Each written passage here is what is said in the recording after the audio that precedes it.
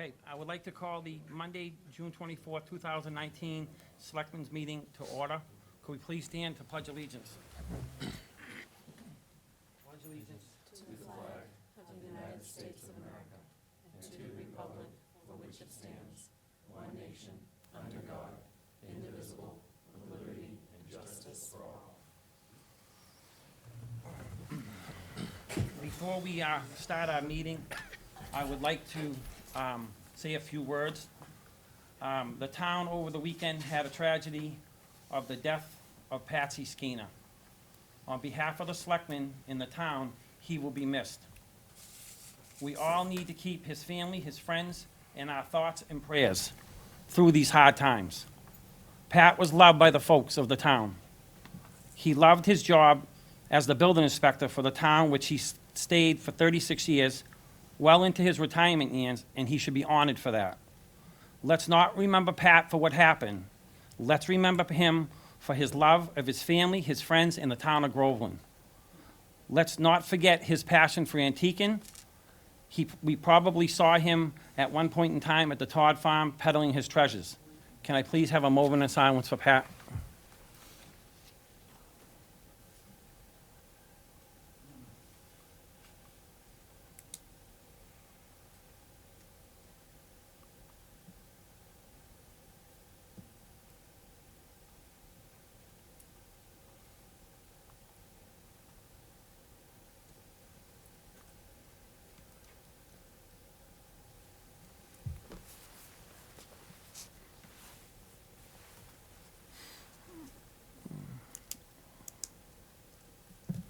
Okay, moving on.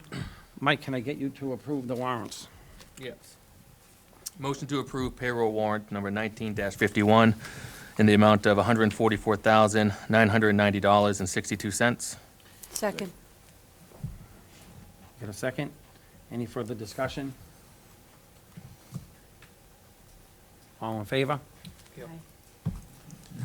Motion to approve bill warrant number 19-51 in the amount of $413,677.80, which breaks down to towns, $84,368.57, water and sewer, $3,501.64, payroll withholding, $3,024.65, light bills, $293,072.19, and grants and revolving, $29,710.75. Can I get a second? Second. Any further discussion? All in favor? Yes. Okay, moving on. We have to approve the minutes from May 28, 2019. Motion to approve the minutes? Second. Any further discussion? All in favor? Yes. Okay, we have the appointment of Joseph Cummings of Haverhill to the position of a seasonal groundskeeper at the cemetery. The appointment is effective June 25th, 2019, at the hourly rate of $12 an hour through November 2019.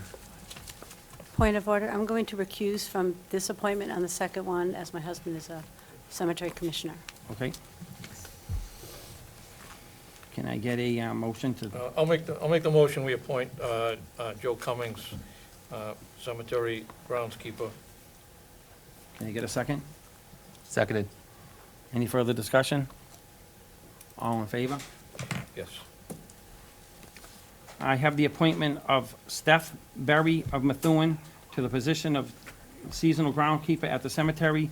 The appointment effective June 25th, 2019, at the hourly rate of $12 an hour through November 2019. Can I get a motion? I'll make that motion, Seth Berry, seasonal groundskeeper, cemetery. Can I get a second? Seconded. Any further discussion? All in favor? Yes. I get the appointment of Joseph McMahons of North Andover to the position of a full-time patrol officer effective July 1st, 2019. This appointment is a one-year probationary period effective July 1st, 2019 through June 30th, 2020. Is Joe here? And the chief is here. And the chief?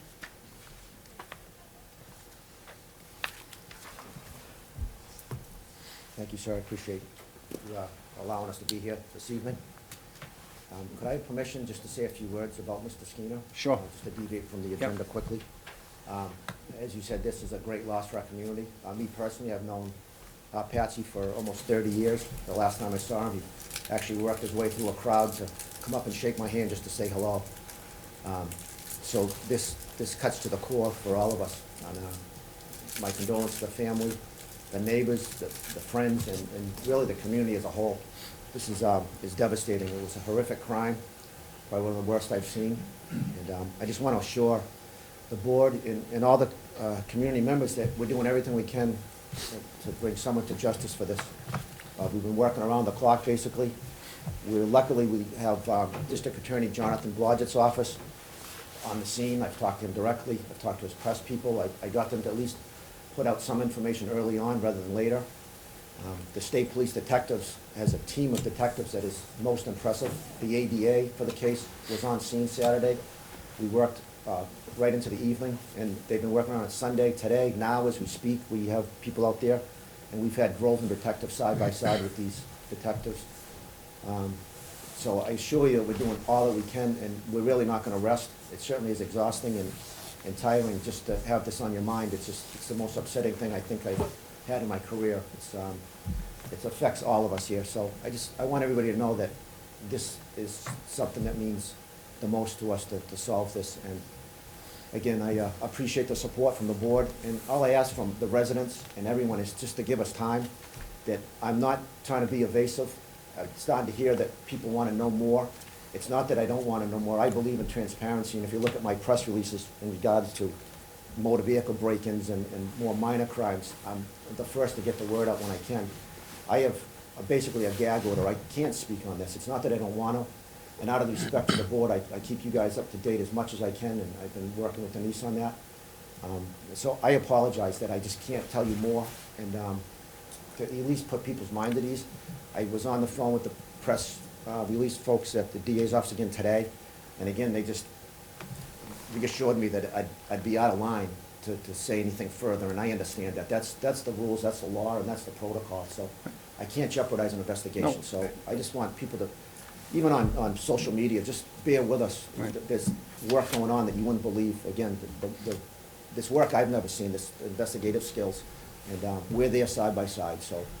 Yeah, and thank you for your words, and it's very kind of you. And I know the patrolmen have been very busy. I've heard and seen what's going on.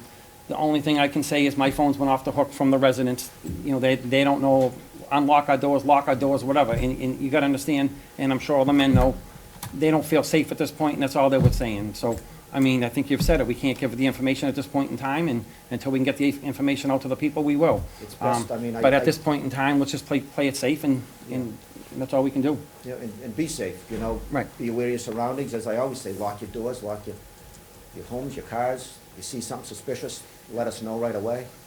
It's unsettling for all of us. Mhm. And we really are doing the most we can, and I just hope that I can report something sooner than later to put everybody's mind at ease. Sure. So again, thank you for letting me say those few words, and I didn't mean to deviate so long on that, but I could go on all night about this and Patsy Skeena. Okay. So we're here tonight for the appointment of Joseph McMains.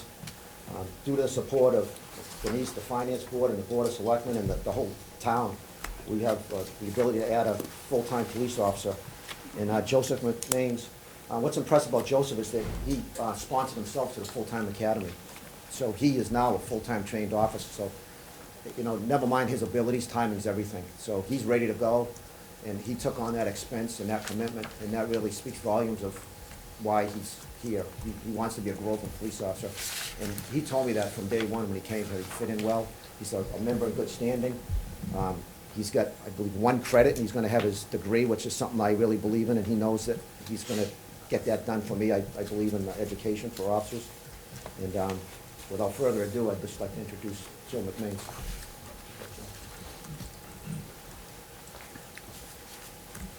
Well, thank you for doing all your schooling, what have you. Look forward to having you here in the town of Groveland, working for us. I don't know if any board members want to, Mike, you want to start and have them to say? or- Yeah, Jeff had told me several months ago about your credentials and what you were doing to sponsor yourself and put yourself through school and through the academy. That's very commendable. I've had a couple interactions with you, like everybody else on the police department, exceptional people that service the town, that run the police department. So you're going to fit right in with everybody else, and welcome aboard. Bill? No, I read his resume. Looking forward to adding another full-time patrolman. I think timing is perfect. And I'm highly recommended by the chief, so I'm fine. Thank you. Ed? I'll just echo those sentiments, welcome aboard, and hope you do continue to do a fine job. Kathy? It's always good to see a Whittier Tech graduate making good. Congratulations, glad to have you here. Thank you. They have to make their motion first. Motion to approve Joseph McMains of North Andover to the position of full-time patrol officer effective July 1st, 2019. The appointment is for 1 year probationary period effective July 1st, 2019 through June 30th, 2020. Second. Okay. And, okay, all in favor? Yes. Okay. So now we can get them sworn in. Can invite the clerk up. This is, Mrs. Conifer, this is your first swearing in? Good for you. First one on TV. Yeah.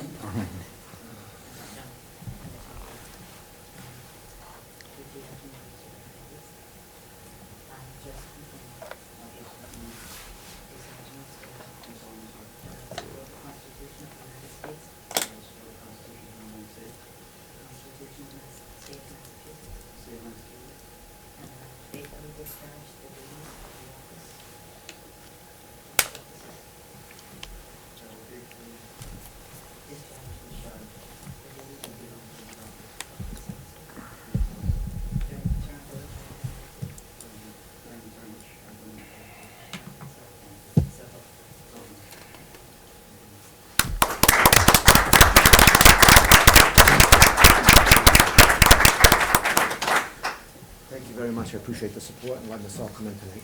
Thanks, thank you. Okay, so moving on, we have discussion and possible vote. We have the annual appointments. Bill, want to just give him 1 minute to filter? Yep. I gotta find one.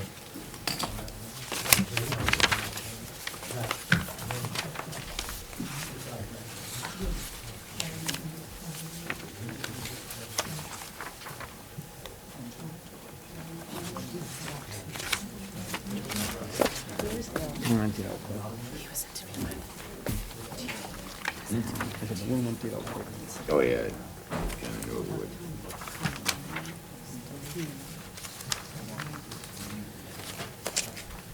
Okay, so moving on, we have the appointments of the FY '20 employee appointments. We'll start out with them.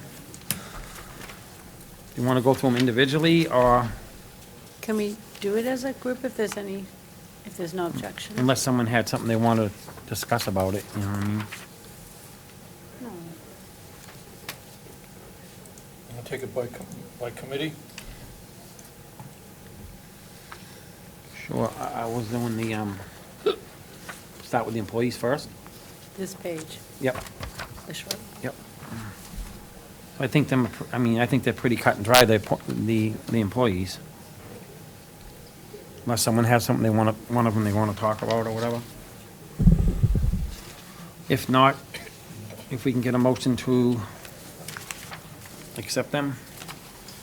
I'll make a motion that we accept the employee appointments. Want me to read them? Sure.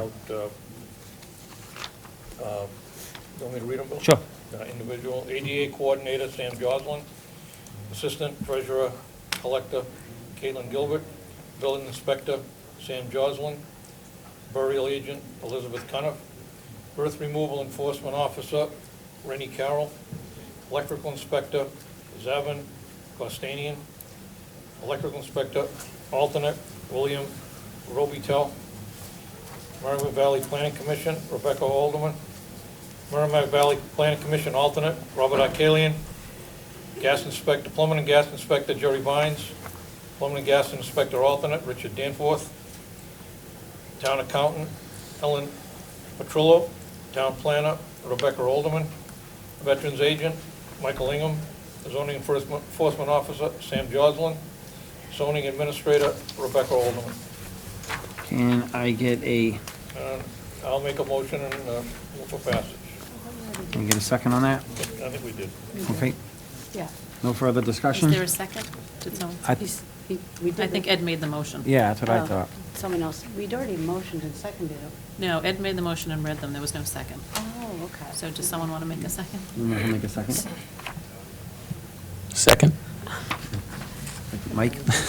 Okay, all in favor? Further discussion? Well, any further discussion? Yeah. Okay, Mr. Arkalian, I know I he's... can't hear you, Bill, I'm sorry. I'm sorry, Mr. Arkalian, I know he's retired, and is he still living within town boundaries and, you know, available, willing and available to fill in as alternates? Well, he's still a planning board member, so. He's still a planning board member. Normally, it's a planning board member serves as an alternate as the Merrimack Planning Commissioner. do these people all have to live in town? Nope, these Okay. are appointments, Okay, employee appointments, so employees don't have to live in town. okay, you good, Bill? I'm good. Everyone else good? Now can I get a vote? All in favor? Okay. Okay, moving on with the list. We have the committee appointments. We can go through them individually, or however you guys wish to do it.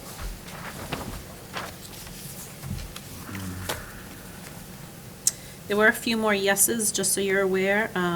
Jane Jennings on the Cultural Council notified us that she would like to be reappointed, as did Pam Blackier on the Recreation Committee.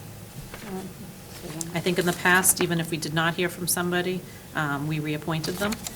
Ed, I assume as a selectman appointment for the Cable Committee, you wanted to stay on there, the Cable TV Yes, I Advisory Board? didn't get any info. Well, because you were here. Hmm? You're here, so we don't need to notify you. What was the first one that you said? Yeah, before Pam. Jane Jennings, Cultural Council. Oh, okay. And, okay, all right, all set.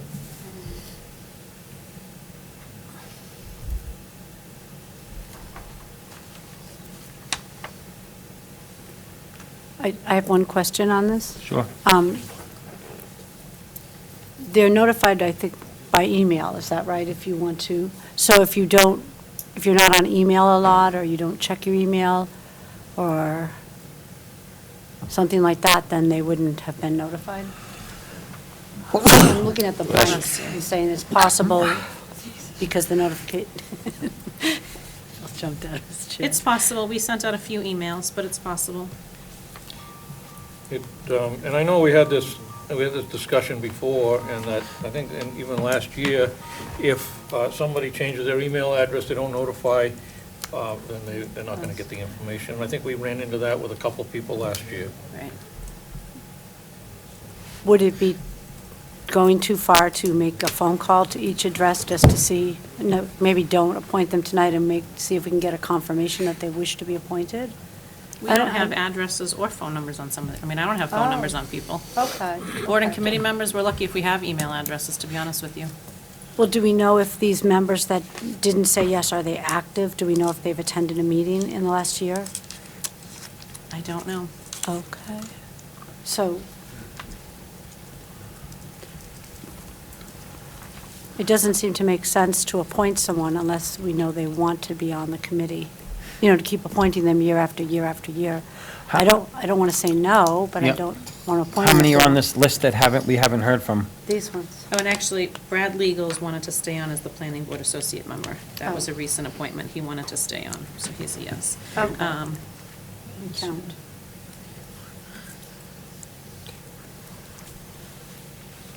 So do we want to go ahead and just talk about the yeses right now?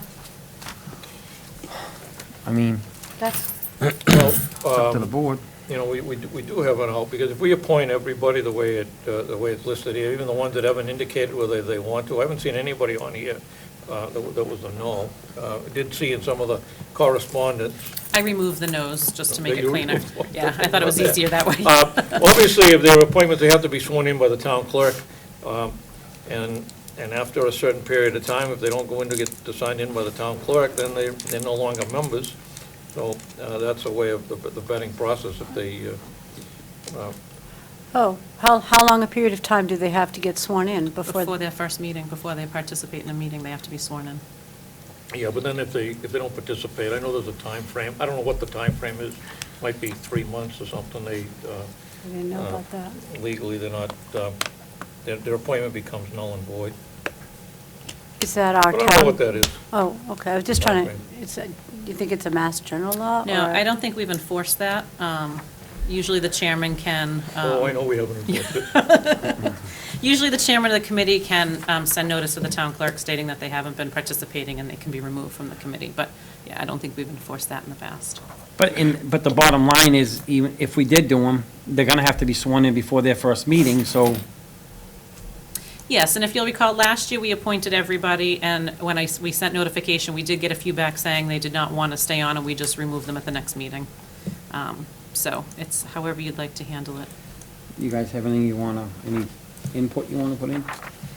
I think if these people didn't want to update their information, then they don't want to be on the board, Okay, you know? They're adults. all right, so why To don't we? supply a phone number and an email isn't a lot of work. Well, they'll all be notified that if they get appointed by letter, that they've been appointed and to go in and get sworn in. Well, but couldn't we simply send a letter that we didn't know their intentions and ask them for our next meeting to let us know Yeah, by letter Yeah. when we So- send out the other So letter? to make it, could do that. to make it, Yeah. to make it easier, do you wanna just do the ones that have said yes, and then, I think so. sounds like Mike was in favor of doing that? I'm in favor of whatever's the easiest way to go about doing it. Well, it just seems to appoint and then unappoint and then wonder if they went to a meeting is filling up a committee maybe with people that don't want to be there. I don't want to Yep. do that to the committees. But I don't think they're gonna be able to go to their first meeting till they get sworn in anyway. So if they don't get sworn in, it's gonna come back that they didn't get sworn in, and they're not gonna be on. But we meet every 2 weeks, so in 2 more weeks, we meet again. And if we hear from them if we send the letter, then they can call in, right? They can just make a phone call To do what? I'm to sorry. tell you they wish to be reappointed. All we need is a yes or a no, right? So if we get a letter to everybody on this list, the yeses have been reappointed and the unknowns we're waiting to hear. Yep. That's fair. That's fair. So everybody But Mike gets is a right- letter. Mike Dempsey's right here. He hasn't indicated, but I'm sure he wants to be. You're a blank? The Wait. Groveland Day Committee. Oh. Do you wish to be reappointed, Mike? Look at his face.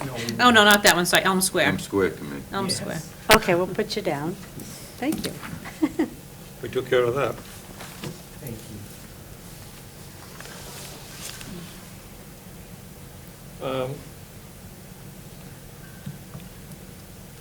I thought there was another one. Who's here right now? This might also be a great time to start looking at the committees and understanding what they do and maybe reorganizing them. So, you're with the yeses for now? And with the yeses only for now. Right, Sure. okay, Yeah. all right. So So I'll someone make, wanna make a motion? right, I make a motion to appoint to the board and committee appointments for FY '20 all of the individuals who have indicated, yes, they wish to be reappointed, and to thank them for agreeing to serve again. Can I get a second? I'll second it. All in favor? Yep. And, Okay, was that that's the end of the list, right? oh, we'll send them a letter. Is it two lists? Do you want to send out, have Just- letters sent out to these other individuals, and we can appoint them at the next meeting? Sure. It's easier said than done, but that's fine. I don't know if you heard that. Okay. So that's Okay, done. so that's it for them. That was only just that one page and the other half a page, right? Yep. Okay, so moving on, we have the, Mike Dempsey to discuss the liquor license at VC Park.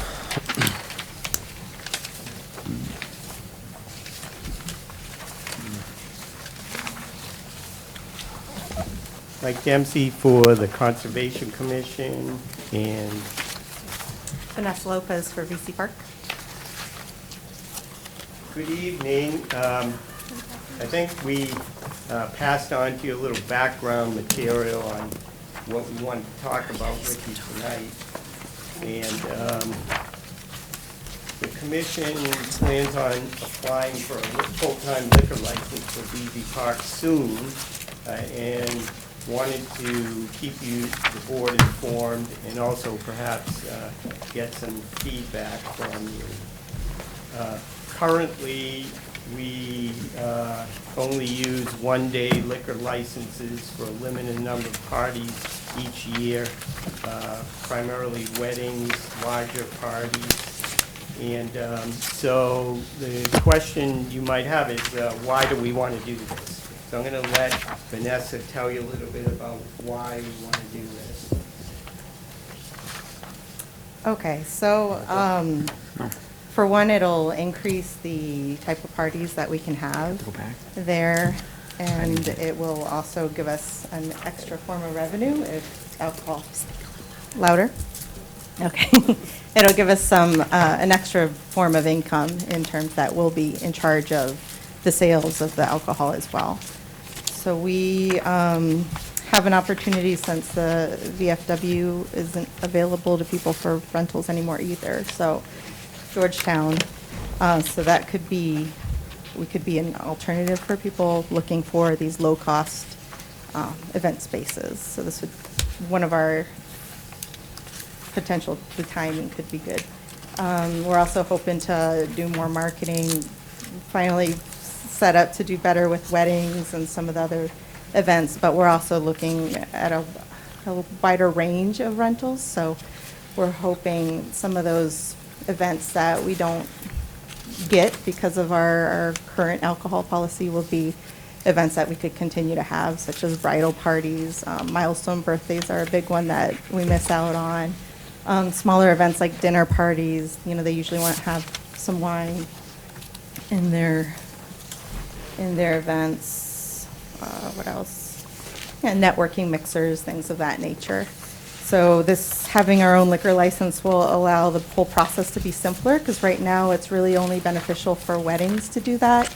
Has to be planned really far in advance because they have to come check in with you guys, and then there's a lot of cost associated as well. So we're hoping to eliminate some of that cost by having our own insurance. Right now they're having to pay insurance, the town fee to apply for the license. It's $240 for 4 hours for a detail officer, another $300 to $600 for a bartender. So a bridal shower that wants to have mimosas, you know, 25 people with grandparents, they can't do a bridal party at VC Park without spending a minimum of $740.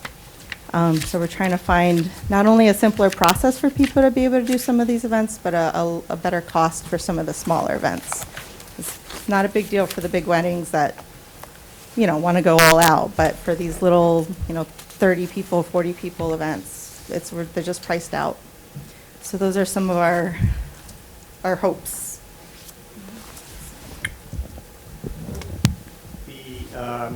So what we would like to do is apply for a full-time liquor license annually renewed that requires a permit and full-time liquor liability insurance. So by doing these things, we will eliminate bring your own booze instances, which almost all small parties that we have, that's what happens. You know, you bring your own.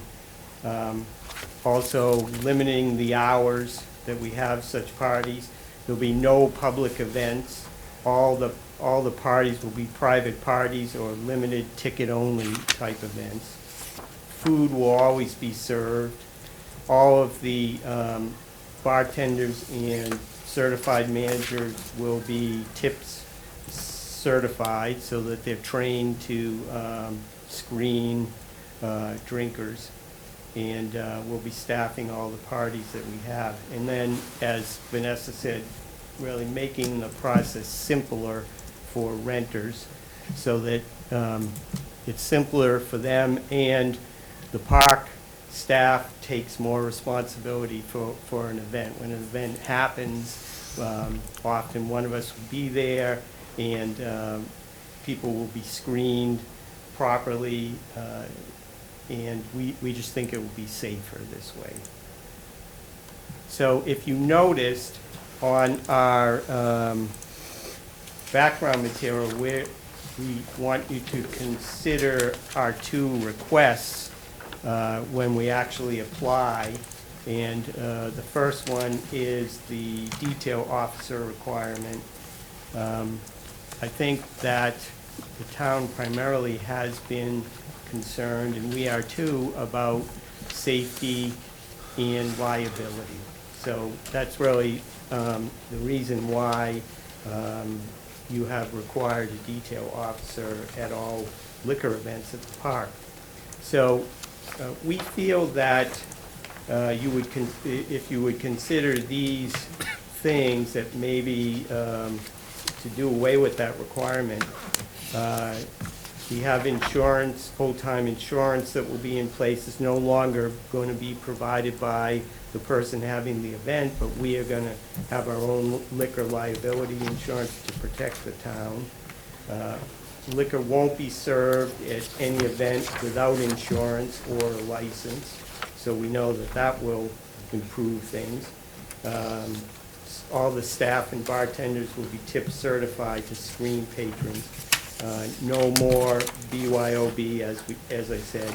And we know that for extra safety, the police are always just a phone call away by the staff. The other item that we asking for is a fee reduction. So we are doing this to really determine if this is possible for us to increase the revenue growth. So we have to, the only way to really know is to try it. So we're asking for some kind of reduction in the licensing fee for at least the first year. And one of the reasons why we want to increase our revenue is, besides paying for the liquor liability insurance, is also to pay for the remainder of the regular insurance that a couple of years ago went up. We've been working with Denise, trying to increase what we're paying for that every year, and hoping with this increase in revenue to be able to pay the whole thing. And finally, our goal is, to continue to provide an affordable facility that's still community-oriented. So those are our thoughts, and certainly appreciate your feedback or questions. Go ahead.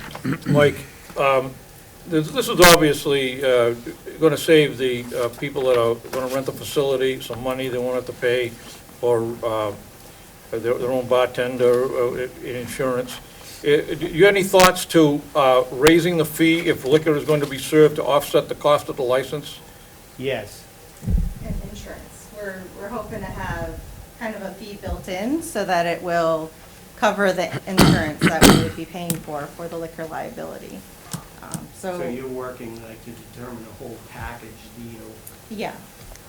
So they'll still have a charge, and we are hoping to raise our rentals a little bit, but we don't want to price people out in the rental component, so we're trying to offset with the liquor to keep it affordable. Well, if it's an event that you're not going to be serving alcohol, then the price would probably stay the same. But Right. if they're serving alcohol, I think you mentioned that it's basically like a cost of $750. Did I misunderstand you there? If they- That's the lowest people will have to pay to have alcohol there currently. Okay. Doesn't matter what So then, kind, so you could, wedding, bridal you shower. could charge them somewhere lower than that to offset the license fees. Right. Well, we're also, I think one of the ideas here too is that we are a town property. So we work in this kind of difficult zone where we're self-sustaining and trying to pay our own bills, but we don't have the same resources that a for-profit business has. So when we're trying to repair things or maintain things, this is all coming out of the revenue that we have through our residential and our event rentals. So working with the town could also help us be more available to the town. One of our big goals this year is to provide more community events and be more open to community groups that want to do things with us. So our heart is more in the community portion of things, but in order to stay in business, we have to pay attention to the event rental part of things. So having a reduction in our fees through the town seems like it would be fair since we're a community building first. Are you planning on having a certain area in there as a bar, or are you We're gonna? not looking to be a bar or a restaurant, so it would be a as-needed sort of situation. And it will always be inside, not outside, even if there was a facility outside with a tent, it would always be in the confines of the buildings that are there now? That's something that we could discuss. I mean, it seems like we would probably do something outside, but we're open to figuring out what's the best way to go about doing that. Because we do have weddings with tents outside, so it would make sense to have alcohol, but it would be a designated space so that people who are in the public aren't just walking up and ordering a drink. I'm all Okay, set. okay, go ahead, Bill. Liability insurance, how much is it net? How much is that? Have you figured that out? Do you know what the cost is? Insurance? What does it cost us? Yeah, It's about $1,500 a year. so it's not really much. So if you had 3 events, charge 500 each, you're at your break-even point for that part. I mean, For paying back the liability insurance. it's possible. I mean, that's kind of what we're hoping is that our weddings will eventually help us pay off that stuff. Sure. What's the liquor license fee? How much is that? 13? It's about $1,300, but it ends up being about $1,500 a year when you take in the application fee. Okay, and the liquor, is it going to be beer and wine only? Is it going to be beer, wine, and hard liquor? We're open to discussing either of those things. I think for how we're set up, beer and wine would be desirable. I did speak to some wedding people that talk about how like a signature cocktail is really trendy right now, but liquor isn't something that's a hard deal breaker for us. You know, I No. guess we're open to either one. yeah, we're open to either one. We're still weighing the pros and cons of having each. Now, as far as your initial cost of inventory, who pays for that? Where's the funding going to come from? I mean, you can't just run down to the liquor store and buy a 6-pack of beer and 2 bottles of wine. No, that's Right, so it's actually going not to allowed be- at all. So we would work per party to see approximately what we were gonna get. And it would be limited to just a handful of beers and wines, just to keep it simple. We have a room where we could lock stuff up in because even if it's purchased, it cannot be taken off the premises the night of. Weddings cannot go home with their own alcohol under the mass law. And we also have to charge the same for every party. So that's something that we would look into seeing what we would have available, and whether we would buy it in advance or whether we would buy it per party. Because if there's leftover wines, you know, we could potentially use that for the next party. I don't think it's something we want to have a lot of stock of. But I do think we'll end up with some kind of small inventory in between events. And also for larger events, we'll be working with a bartending company that probably will bring in the alcohol, not have Right, supply because for there's a large. couple ways to do it too. I mean, there's cash bars where, you know, people have to pay for their own alcohol, but then there's also the bars that the host pays for too. So trying to figure out, you know, what we're charging per bottle, per glass, things of that nature is something we're still dealing with. We also have to buy it all through a distributor, so we're figuring that out as well. Right, now even purchasing through a distributor, which I imagine you'll do, the United Liquors or one of those Right. companies, where does the funding come from? Where does your initial cash investment into your inventory going to, Right, that's part of our revolving fund. So we're not going to go out and buy liquor. We're going to have to go a little bit at a time. okay. And if you have events in excess of 100 guests, would you,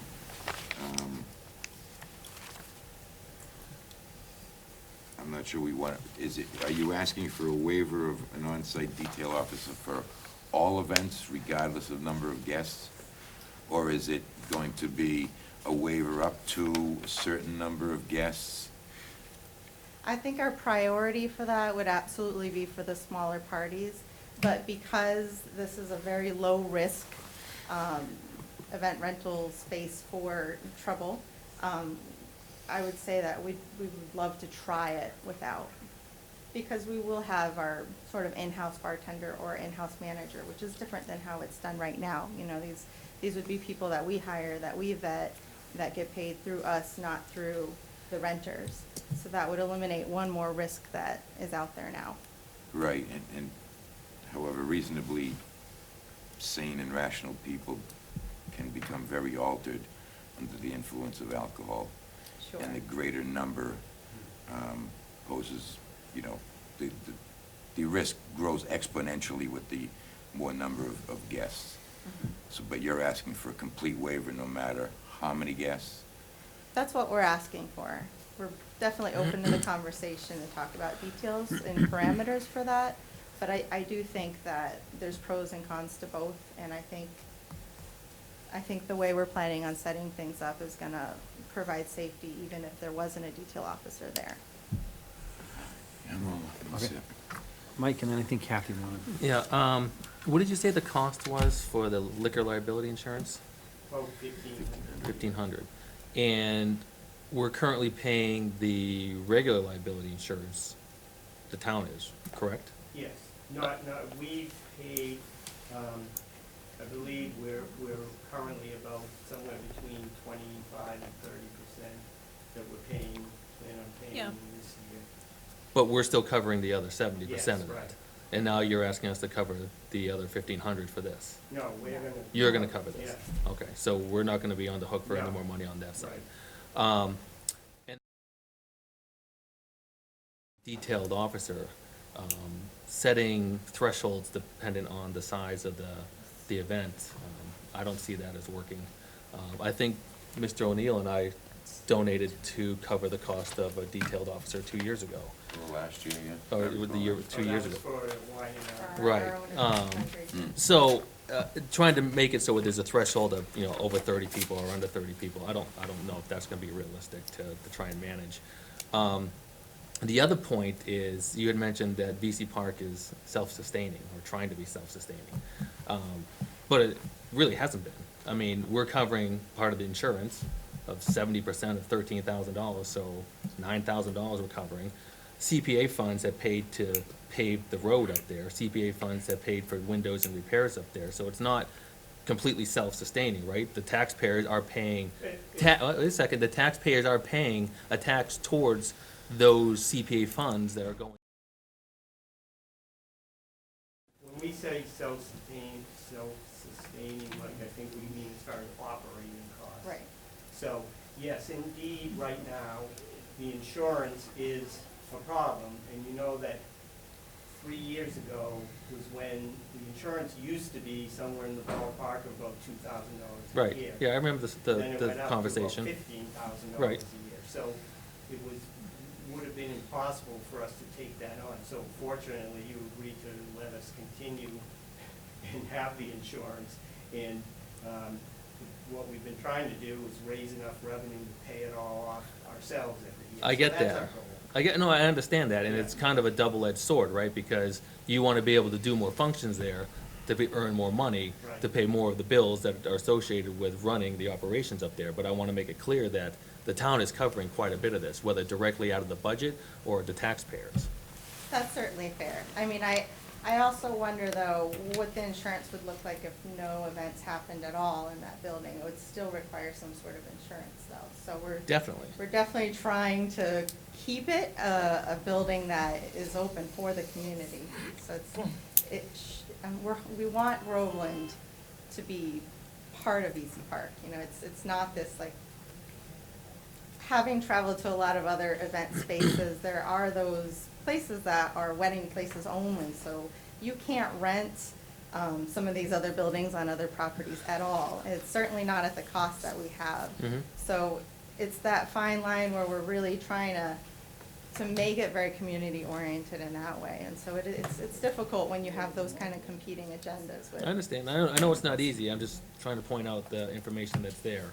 Okay. So everybody knows what we're talking about. Sure. As far as cost and operating goes. Yeah, we're definitely very blessed to have CPA in this town. That's actually something I found out that a lot of towns don't even have. So we're really lucky in that that's an option for us because we have been able to do some pretty great things to improve the place for Groveland. Okay, Kathy. Okay, I'm not going to go back over everything that everyone else discussed. I want to say at the onset, I very much like the idea of you working with the town to find a way to bring in more revenue. Because as we know now with the increased insurance up there, we would dearly love for the building, for VZ Park to be able to pay the complete insurance. And we don't want to limit you from ideas that you come to us with that might get you there. That being said, there's some information, this is a great, I hope I'm not going to say something wrong, but I'm very direct. I look at this as a good start, a really good start. You have like a lot of the details, but I would look to see through you working with Denise to know for sure where the overlap, if there is overlap on liability, if there is an accident up there, how would that flow from, because we have the building insurance and you have the liquor license insurance. Now, I don't know. No, it would be added to the current liability insurance. Okay, so that would just be an add-on, so it would still be the town dealing with whatever happens up there. So, don't, why is he laughing? You took my candy. I'm stating the obvious? No, he took Okay. my candy. Okay, are you all right? Do Yeah, you I'm need all right. CPR? Because I'm not good at that. He's Go with him, yeah. Okay, I really like the idea of the smaller parties, be honest with you. I'm not a big fan of the ticket sale thing because I saw that at the Knights of Columbus when my children were younger, and I went down to grab them out of it because I didn't like what I saw. When you do the ticket sale event, you don't know who you're going to get. And, I don't want this to turn into a place where somebody rents it and is selling tickets to people to go there to see something and that we don't have control over or knowledge of who's coming and why and what's going on, because that did happen at the Knights of Columbus. And Knights of Columbus was a great place. I mean, we had spaghetti suppers there, we had all kinds of good stuff, and I'd love to see VZ kind of step in and fill that hole, because we don't have that any longer in the town. So I would like to see this a little more spec'd out. I would like to see the police chief weigh in on the detail officer, because he is the expert in that area. I don't know how much the officer actually adds to a cost. We might be able to ask people to at least pick that up. It's about $240 for a 4-hour block of time, and you can only do it in 4-hour blocks of time. So you'd need like $500, right? So I think Ed mentioned maybe a size of a party could determine that if the chief was comfortable under a certain size. I also like the idea of limiting, at least in the first year, call it a probationary year if we were to go forward, limiting it to just beer and wine and not getting involved in the hard alcohol at this time, just to see if it pans out. But my thoughts are we just need to get some more information, and then we'd be able to know for sure that this would be something we could approve and that would be hopefully a benefit, would bring in revenue. Okay, I know what Denise wanted to say. Yeah, I just wanted to comment, so I had spoken with the Alcohol Bureau Control Commission about this license, and what they recommended was, this board, should seek advice of counsel, if you are planning to grant a license. I didn't want to do that until they came before you and you had this conversation. So if it's something you're willing to pursue, then I can ask counsel to review this and make some recommendations. I think they would probably make a recommendation on the detail officer and whether or not they felt or would recommend to this board if it was needed. We don't normally require a detail officer once someone has a full liquor license because they're picking up the liability. Again, if it's on a town insurance policy, it's still the town's liability, so that may be something that council wants to weigh in on. Certainly, the chief can weigh in on it as well. So I did speak to the ABCC, and that's what they recommended. Yeah, it does seem, when we were doing our research for it, it was the mass laws are pretty straightforward, but each town seems to have their own spin on what is important to each town, so. Yes. It was hard to figure out what, what to bring forward. All set? So, my input is, like everyone has said, I don't want to see us have to come up with more insurance money, et cetera, et cetera. How is the process for you going to get the license? Is that a long process to go get it, or try to get it? Looking at the application. So it's not through the state? No. So the state does part of it, but you guys have to hold a public hearing, it has to be advertised, notify the abutters. Right. It comes here, once you grant it, it goes to the state, then the state does their part of it with the investigation. So it starts here? Okay. So, that being said, I guess we'll see what the board decides or whatever. One thing I wouldn't want to see is, I know the Georgetown VFW closed, I wouldn't want to see that facility become a place where there's a bar, now that you have liquor site, and the people go up there and they sit and what have you. I'm sure you wouldn't do that, but, I mean. Well, I mean, I live there with my family, so I don't Right, either. You right. know, it's not something that I would want any crazy, I don't want us to be known as some party Yeah. place. Right. That's- And like you said, to try and make it more town, I know you're trying to pay the bills and what have you, to try and involve as many town, affairs as we can and what have you. I know you guys try with like the wine and art and all that. So, I mean, we'll see what happens. I mean, we'll put the process forward and see how it goes. Thank you. All right, no problem, thank you. Okay, so we, Do you, wait, Well- does Denise, do you need some kind of a So we need a motion to indication table or from us something? as a board? Well, so is it something you want me to have council review and start working on their side of it? How does the board want that handled? yeah, if you think that's the next step, I mean, it's up to the board, I mean, I think I definitely don't want to council throw a should lot of review money it. at I it. think they should weigh in on it. Okay. Yes. Okay, so I'll send this to council and see what they recommend as far as town liquor Liability. licenses. Sure. Correct. Okay. Thank you. Okay, so we need to go back to the Yes. votes. We missed appointing the police department. So we need to go back to the Groveland Police Department yearly appointments. Are we allowed to make a motion on this whole thing at once and then I would read it? imagine so, right? So can I get a motion to make the appointments? Can I get a second? Second. Any further discussion? All in favor? Yes.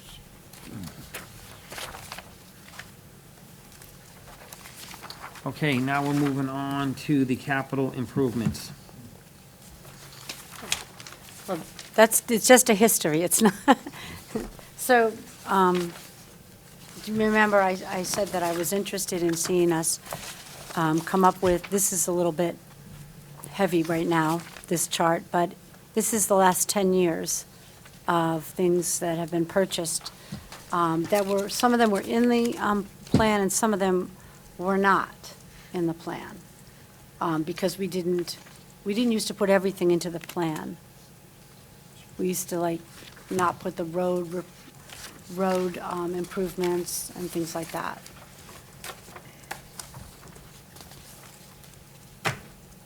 So what I was hoping to do, to go from here, this is just really a historical document. There's nothing to decide upon unless you see something you think is wrong or misstated, then of course I'd appreciate the correction.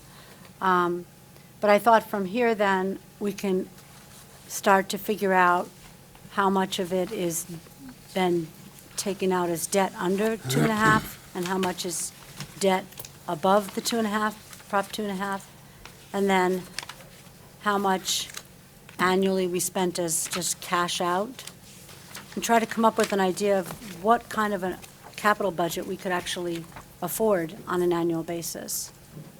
Do you know what I mean? And obviously Denise would play most of the part in this. I'm like 10%, she's 90%, is my thoughts. But I thought I don't mind doing the historical digging and putting this all out, because I think it's just interesting to see how we've spent money year to year. And in a lot of ways, we've spent it based on whether or not we had, needs, but also just based on whether we had free cash. And I think in some instances, we weren't perhaps aware of some needs, and we went ahead and did other things that were probably needed, but maybe not as much. Yeah. Do you have any input on that, Denise? Well, as far as input, I mean, I can certainly and pretty easily tell you about the borrowings, because we don't borrow often. Yeah. And we don't borrow often over Prop 2.5. There's some Bagnell items that are still lingering out there, and obviously Center Street, and then the fire truck. I think those are the three Bagnell additions, which we will be paid off in fiscal 2037. Oh, cool. The Center Street land, which will be paid off in 2035, and the fire truck, which will be paid off in 2036. Obviously, this does not count the new school, because we haven't borrowed that yet. But those are all the excluded debt projects that we have. As far as the other debt items, there's not a lot. I don't have them broken out here in front of me, but there's not a lot left. We just borrowed for the Right. last year's capital, which was the Wasn't much. command vehicle for the fire station, the highway radios, police cruiser, and the fire radio system. So, other than that, the last time we borrowed was a few years prior, and that was for the communication center. But otherwise, we don't borrow often. As I've said to this board, we should get in the habit of borrowing, because every few years, as the debt rolls off, we can add more debt in its place, and then we can keep a steady debt budget. But we need to get to that point and have debt start rolling off so that we can add it in its capacity. And that's really how a true capital plan would work with, you keep a steady budget and you're just able to fill in the gaps as you're retiring debt every year. So that being said, should we have a number for capital set aside every year? We should at some point, but again, it's getting to that point. So we should incrementally start adding in a capital budget in the general fund budget until we can keep adding money, and then we can have a healthy debt program So- and borrow for some items. So you, as the financial director, could you come back to us with that number, what you think would be a comfortable number? Yeah, I mean, it won't be until we start looking at the budgets for next year, but Right. absolutely. Right. Yep. And we certainly could, I mean, we're not taking away from the fact that we certainly could continue to fund items through free cash, if we're in an opportunity that we have significant free cash. We could certainly fund items and pay cash for some of the smaller items and not borrow for Right. them. The thing- But I think we need to get more into As long building as I've been infrastructure. here, it's always seemed like if we pushed a highway truck off, or we pushed something off, because something more important came in, Yep. and then we try to catch up on it the next year, but like Kathy said, we never really had a number built in place. It was kind of put the fire out type thing. Correct, and we have pushed off some very large purchases. Right. There've been some large, and some Right. large equipment that we have been pushing down the road that eventually we're not gonna be Right. able to push any longer. Right. So we should be planning for those, because, even with something like that, we're not gonna wanna take $500,000 or $600,000 of free cash and spend it all on one truck. Right. We're gonna wanna borrow for that, and then plan a healthy repayment schedule that we can afford, and then as that falls off, we can add more debt in its Right, place. and I've heard you say before that you've already asked all the departments to tell you what they're looking for their capital improvement, so that's already in the process. Yes. So that's already out in the works, and we know that's coming, hopefully. So, like you said, when we get into the fiscal next year talk, we can talk about this number and what have you. Yeah, I mean, I do think we should start talking about it a little earlier. The capital request usually goes out in September, so, at the end of, as the summer's winding down, we can start talking about it. I am waiting on, I did put out the list of existing capital infrastructure to everybody. I've gotten a few back so far. I forget the deadline I gave people, so I will double check that, but then I'll have that to give you as a complete list of everything that's currently in place for assets. Like I said, I think we should start, we just got the preventative maintenance schedule from the grant I got for the facility assessment. I need to get that into a schedule to print out, but we should start looking at some of the building infrastructure. I'll let you know that the town hall and the town complex generator failed. And I have to find, which we have it this year, so I'm gonna do it before June 30th, $9,000 to get the transfer switch, because if the power goes out, we are down, and that includes 911 right now. So we had a little power blip last Oh, yeah. weekend. Yep. It was only for a few minutes, but 911 was down and our generator did not kick on. The transfer switch was very old. We were lucky enough to find the company that services our generators had a part in place, otherwise it would have taken 6 to 8 weeks to order one. And I just said, we can't go 6 to 8 weeks without a generator if, God forbid, something happens. So things like that we should be able to proactively plan for to replace before it fails and we're stuck. The same thing happened here. I'll recall a few years ago, the fire alarm panel, I came in one morning and it had gone. We had to quickly order it, find the money, and get the fire alarm system replaced. So things like that, I'd rather be proactive, which we've never planned for in a capital plan, and we should be doing those things. Boilers, heaters, we spend so much money a year on heating and AC because of the way they were initially installed. I'd love to start targeting some of those and just replacing these old systems that we're pouring money into every year. Get higher efficiency, get reputable companies to come and install decent equipment so that we're not spending this money year after year just to fix them. Things like that should be also on our capital plan. Okay. Okay, are you good, Kathy?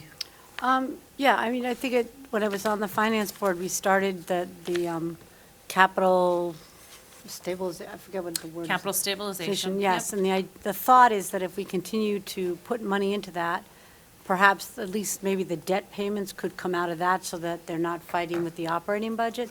At least that was like the simplest thought we had on the finance board, that if we could put aside a pocket of money that you wouldn't just flush out to buy a truck, you would use it in planned proportions.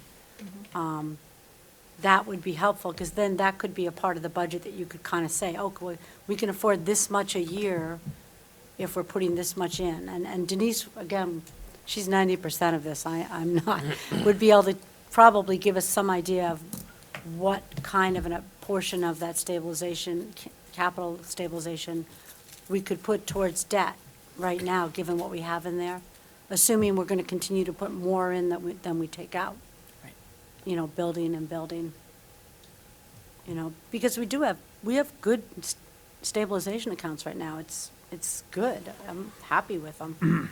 Okay, so we gotta Yeah. keep an eye on this, come September, and we'll keep an eye on it again, and, Yeah, I mean, we will, the last few days have been kind of crazy for us in the office, but maybe later on this week, I'll have our town accountant Ellen update the spending columns, and then at the next meeting, you can just see what's been spent on all of these. Most of them have been spent in full, but that'll at least let you see, where we stand with what we've allocated for capital. But yes, I would think, as it gets closer to the end of the summer, we can really start looking at capital and thinking about how much we want to dedicate, and, if there are priorities that this board has as far as, capital requirements, we should talk about that before we're sort of at the deadline, looking at our capital plan, so. Right, and one of the thoughts I know that Ed's mentioned, if everyone else isn't interested in the field trip, I'd just like to go do it. I'd personally like to see, based on this, I think they put $200,000 into that School Street building. I would like to see what was done for that amount of money. That's a pretty good chunk of money. That's a good point. I've been working on it. We got, at the last meeting, Denise gave us the list of, gave me the list of all the town-owned buildings. At the next meeting, I'll come up with, speak with a couple of department heads and see if we can't plan out a tour of a couple buildings. Do you have a particular preference before, an hour before our regularly scheduled selectmen's meeting, or a different particular time? That's fine, an hour before, I put on the same day, then I'm more likely to remember it.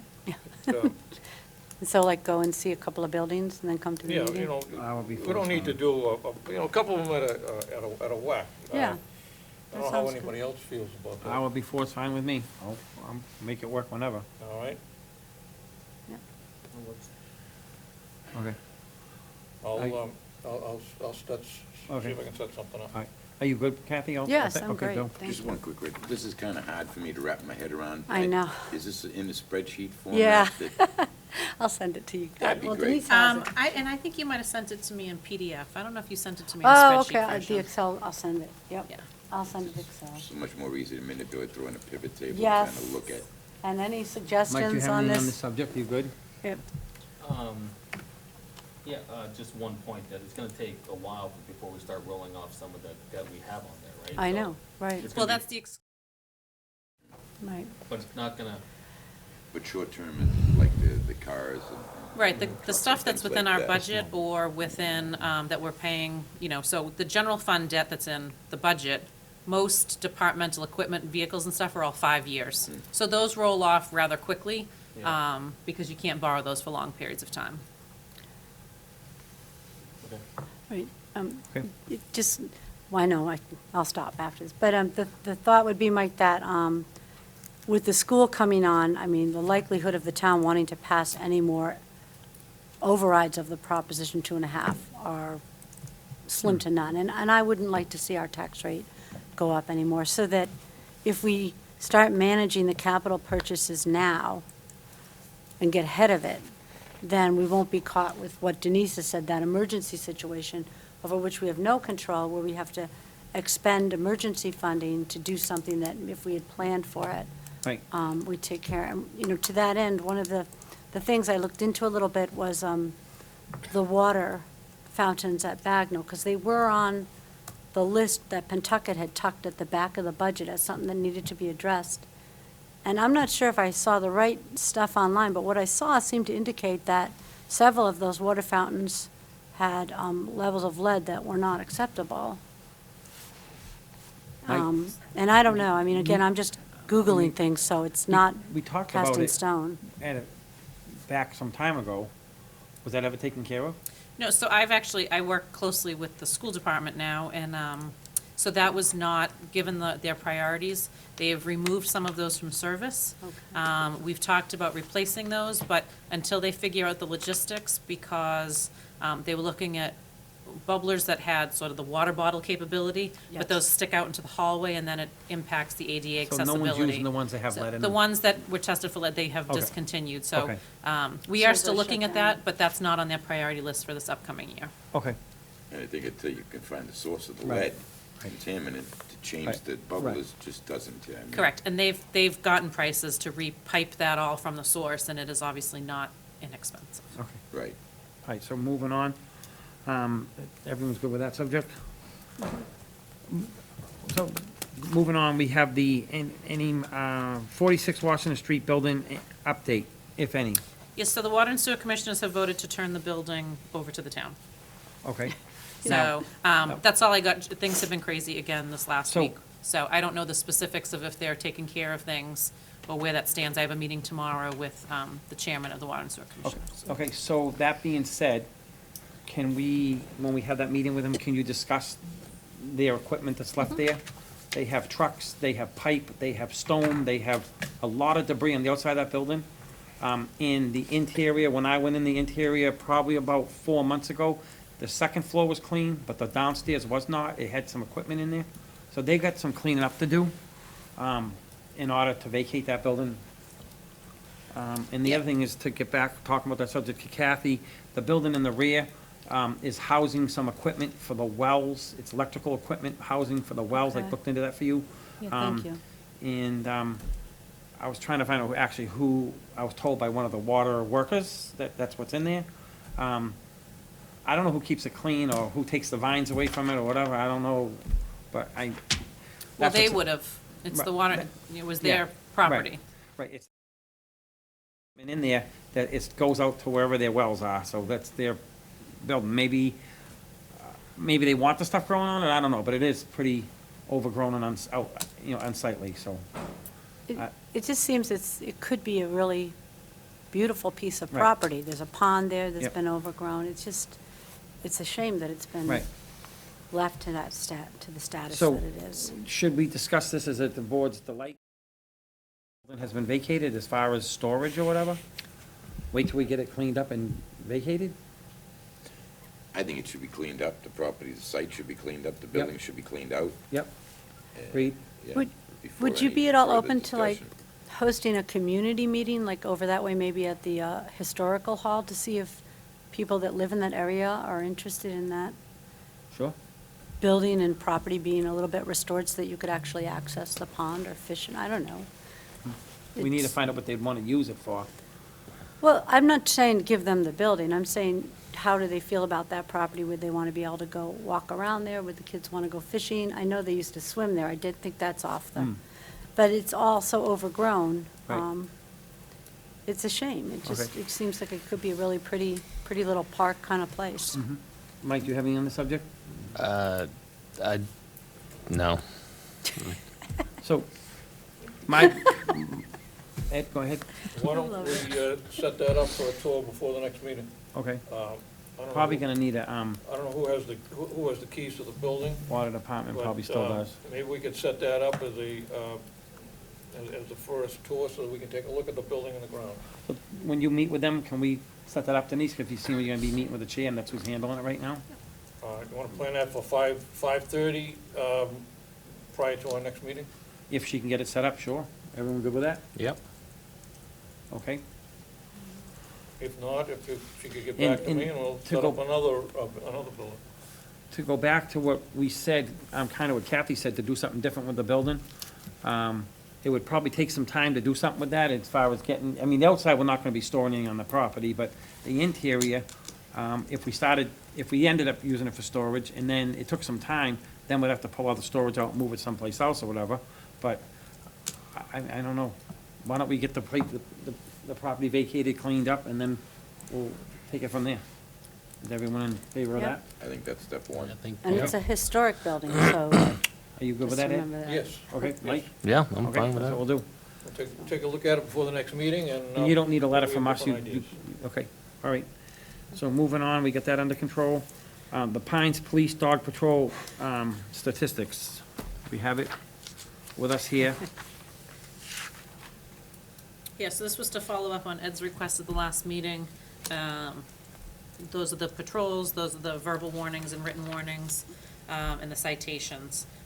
According to our bylaw, the first instance has to be a warning, which is why they issue more warnings than actual citations, because they do track who they're giving the warnings to.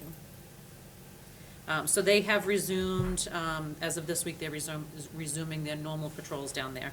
They're not going to keep up the once-an-hour patrols. Right, I was going to ask about Okay. We have votes of the board to accept the resignation of Robert Palazzati. Palotti from the position of the seasonal groundkeeper from the cemetery effective June 18, 2019. Isn't? that. I'm he going to the- recuse myself again for the Okay. same reasons. Isn't he the gentleman that was so good and? Yes, Yeah. yeah, It Well, just I'm got, so it got to be confused. too much for him personally. He's It, not able to handle it any longer. I'll make the motion that we accept the resignation of Bob Paul Lazardi, cemetery laborer, part-time. He's been a good employee, he's done a great job down there. There was a time, he was the only one that was down there for a while, was it half the year perhaps? And he did a good job. So, I think a letter should go out to him, thanking him for his service and the job that he did. Can I get a second? Second. Any further discussion? I guess I'm just confused over the matter. Isn't this the man that they asked us to like elevate in a position? Just for a short period of time, yes. Does he want, and does he He's wanna not go able to back do it for personal Physically, yeah. reasons. It's too much. It's- The entire, He does not want to be involved any longer. He cannot physically handle the job any longer. I'd rather not discuss personnel matters at length, but yes, he is not able to do the job any longer. So are we gonna try and fill that position, You obviously? appointed we do. two this evening. Okay, did. I didn't know that, 2 for 1. Okay. All right, Well, we Mike- had always looked for a second one. We had it posted looking for multiple for the Okay. summer. We didn't have anyone until actually right. just last week, so. Mike, you have anything on this? No, it's too bad, I I know. know he was a good worker, so. Yep. Just, Kathy, Kathy's I think that's resigned. a credit to Right. Bob, that Right. Bob retired and we gotta hire 2 people. All right, so can I get a vote to on Robert. I think we already All in had it favor? last time. Okay. We need to accept the resignation of Heather Mengineer from the Conservation Commission effective June 30th, 2019. Can I get a motion? I'll make the motion that we accept the resignation of Heather Menninger from the Conservation Commission. Second? Seconded. Second. Any further discussion? Just, I met with Heather during my time on the Finance Board, and I thought she was very good and very knowledgeable, and certainly will be a loss to conservation not to have her. We send a letter thanking her for her service. Why are we looking at me so funny? No, it's not something we normally do when people Oh. leave, so if I'm writing letters, I just need to know that we're starting to write letters to everybody. Well, hopefully, my hope would be we're not going to lose that many more people here. But yeah, I think she served, how many years, Mike, did she serve? 4 years. 4 years, that's a duration. Okay. All right, so did we get a vote on that? No. Motion I made the motion. seconded. Mike, all Yeah. in favor? Yep. Okay, so now we're moving on to Selectmen time report. We'll start with, at that end, this, Mike? With me? Yep. Sweet. So Bill and I had a meeting with Senator Tarr's office, was that Friday? Thursday or Friday, last week? There are several steps that we could take with the state EPA, the federal EPA, that need to be addressed. There's some ownership and construction steps that need to be addressed. This is all to do with the Washington Street property, the former Valley Screw building. There's steps for land preparation and requirements from the federal EPA. There's a lot that needs to be done and a lot of moving parts and a couple tracks forward. Senator Tarr is definitely on board with trying to get something done. Bill and I guess, are going to work with Sam on some possible options to get the first step moving. So and that is ongoing. So that was a pretty good meeting, even though it was relatively short, only about an hour. And then I also, during that meeting, Ms. Race, I got an update on the line painting again, which was delayed because of the 2 months of rain that we had. But they should be close to finishing the yellow lines throughout the state and then going back and doing the white lines. So I have not given up on it. I am still moving forward with it with the hopes that we will get the white lines painted on Main Street by the end of August. And I hope not to have to talk about it again. That's it. Okay, Bill? No, our monthly high school building committee meeting was postponed this month due to several conflicts with party members. So I will not have anything to report much till next month. Okay. Ed? Yes. Could we either put it on the agenda or request some kind of correspondence for the old electric company building on School Street? Seems like it's come to a standstill there. The windows, it doesn't have any windows on the, I would say, Gardner Street side. They don't look like there's been any work being done down there. It hasn't been done, looks like in the last month plus. But could we get an update? What's taking so long? So, When do they expect to move the office? I thought it was last year, at some point they were supposed to move it. so I had a conversation with one of the board members, and I've heard that they need to wait till July 1st to proceed because of money. Am I right with that? Well, how about, We see if can- we could get them into the meeting, and I know it's an elected board, they don't have to show up, but Instead of, have them come in and see what, fill us in on it, or write us a letter. can we get a letter from them per order of the board and ask them their update of what's going on with that building for the next meeting? I think that would be quicker and simpler. And let's give them a time frame. Either get the building done, or take it back. I guess we'll start with the letter and see what kind of, we get out of the letter, and that night we can discuss it further from there. Well, if, I would think, let's ask for them what the plan was. I personally never saw a plan for that building. I saw the plans. You saw They a went to plan? town meeting for money. Well, they went to town meeting for money twice, from what I found it when I did all this thing. They went twice, and they have $200,000. No, I mean, I saw construction plans and renovation plans for the building. Right, I'd like to see those. That And I'd like was to know how much of random. that we've done and how, what cost what. I've been with Denise, I've seen a few bills. I just, I'm I a think little that we- concerned that this was done outside this, the finance director's purview, because she's the expert on putting these things out to bid and making sure that the money's protected and is spent properly. They don't, do they spend their own money, Denise? But they're an enterprise, right? Yeah. Yes, so they spend their own money. I have overseen their bidding process. I have told them, though, that I am not writing their specs on building construction. I don't have that kind of time to dedicate, nor do I have the expertise on construction Right. renovations. We did the first one, I did the roofing bid. When it came to the HVAC, they wanted it out as soon as possible, and I didn't have the time, it was in the middle of budget season. So they hired a engineer to do the bidding on that. I actually awarded the contract, so I saw them. We obviously pay the bills, but I don't track what they've allocated funds for. That's the Water and Sewer Commissioners. They are elected to oversee that. So I believe I have somewhere here, I was given at one point a spending plan.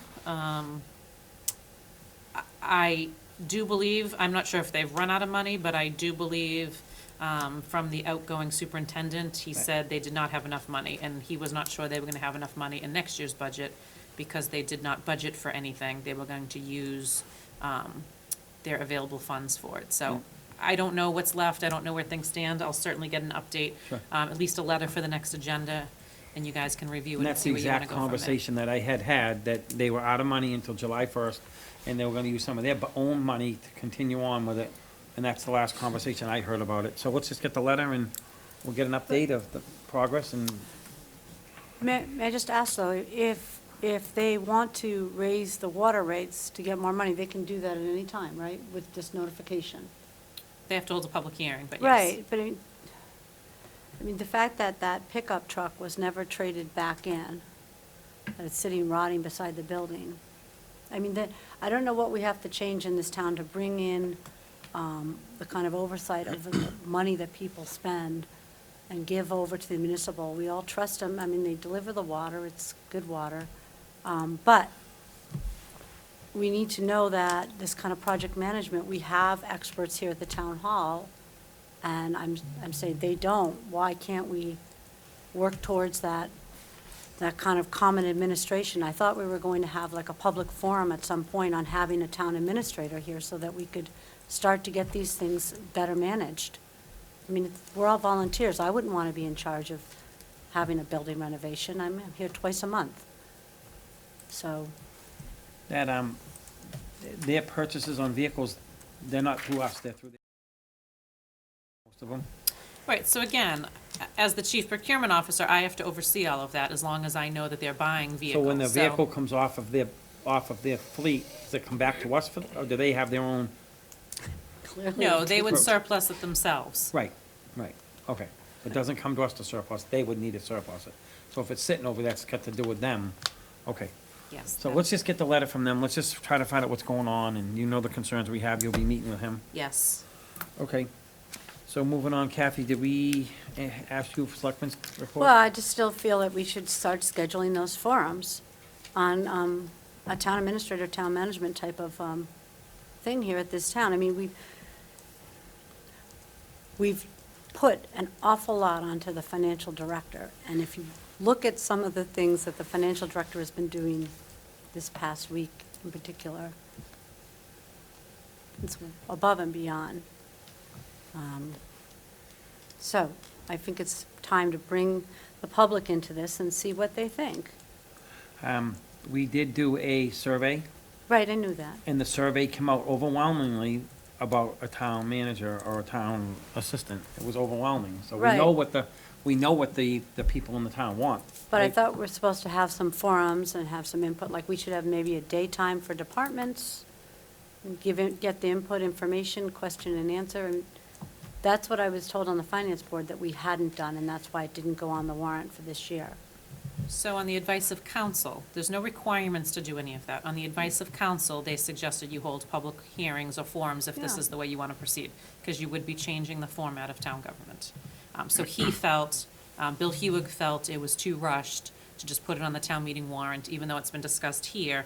There should be a, I guess, more public process if you're going to put it on the Right. warrant and on the ballot. That was his advice prior to town meeting. So that being said, come people on vacation until August, maybe in September, we want to have a public hearing and have people come in and have a public hearing on it? The first one? Have a form, right, and I think that then maybe, someone can go to the Council on Aging and have a little discussion group. I'm just saying, just spread it out a little bit, that's all. So what we first need to do is, Sort of I the don't dog have the and pony paperwork in show. front of, I don't have the paperwork in front of me, but Yeah, and I know West Newbury did it, and I had a whole format, how they went about it and what have you. Thought the selectmen needed to talk a little bit about, amongst themselves first, and then they, after the selectmen talked about it themselves first, they kind of got what they wanted to do and the process they wanted to do, they kind of got the, they had a thought in their head how they wanted the people to actually walk through town hall. Once that was all said and done, once they had a good plan of what they wanted to do, then they started involving the forums and the people. What the first step was, they did do the public survey, which we did that. We know, they knew that people wanted it, and then that's how they started their process. Did you have that packet that we could get to Kathy? I have the packet. Oh, you got the packet? I- Okay. I don't want to, West Newbury's a different town. People do things a little differently there than we do here. I know a lot of what they did, was about the greeters and this and that.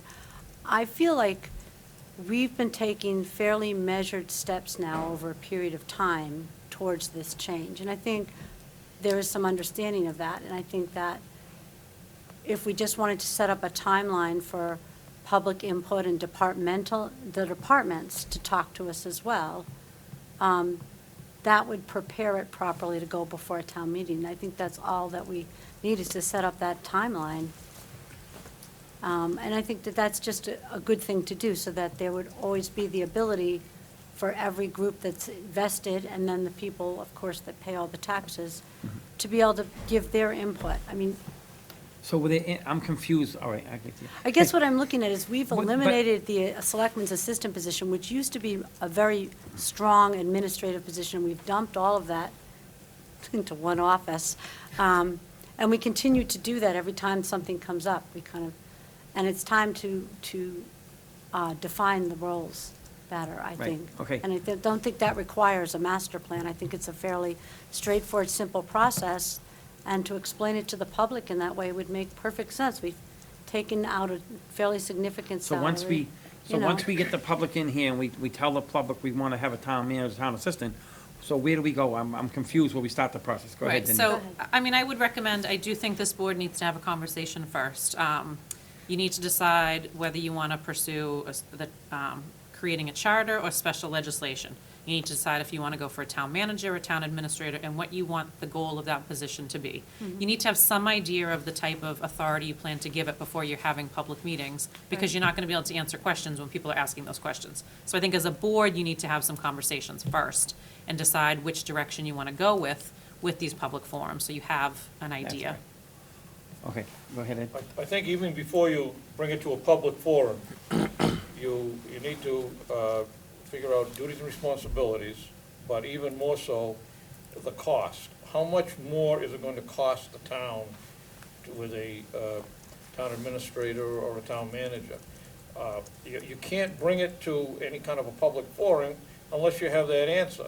And well, people that are paying the taxes are going to want, what's this going to cost me? What's the bottom line? And I think that's got to be one of the first things you do. Bill, you all set? Yeah, at this time. Okay, so I think if we're going to discuss this, I think it would be, Let's we put it have on to the agenda. have some time for an agenda item to talk about it, and we're going to have to lot some time, because we're going to need it's not going to be a 15-minute thing, it's probably going to be 45 minutes or so. Or you could do what we've done with the budget, you could add time at every meeting to have ongoing discussions, however you want to handle it. Right, we could divide up some of the work, too. I mean, if I'm don't want to go the charter route. It's way too much. I think the legislative route would be easier, but someone could get some of the job descriptions, print them out, and just see how they blend into our town. I mean, we know our town. We know who the elected boards are that wouldn't be reporting to this person, so you know what kind of responsibilities you want. Right, but if you were gonna go with a town manager pretty much does the whole town, you know what I mean? Well, you can't right now, but I mean, there's no reason not to start stepping towards it. I mean, Right, we've okay. already stepped so far, and as I said, I'd be glad to sit down and take a job description and circle all the items that are on a town manager's job that we've now So, thrown into a corner office where Mm-hmm. it's really not fair. I think we need to define what's going on here. right, and You know what I mean? I was an advocate probably Right. maybe for the last year, and I kind of just let it go by the wayside because it was going nowhere and what have you, and we waited for that survey to come in. We know the survey's there, we know the town people, what they're thinking, what have you. So maybe on the first agenda, when we have it on the first, you can come in with that paperwork that you're talking about. Okay, And I'll have be that glad with to. you, and administrator versus a town manager. Maybe you can do some salaries, Mm-hmm. whatever. Yep, I mean, Kathy, I can get you, I can put I out an know. email to get Denise- job descriptions. Okay. right. If It's- you'd like. I Yes, mean, that's easy I would. enough.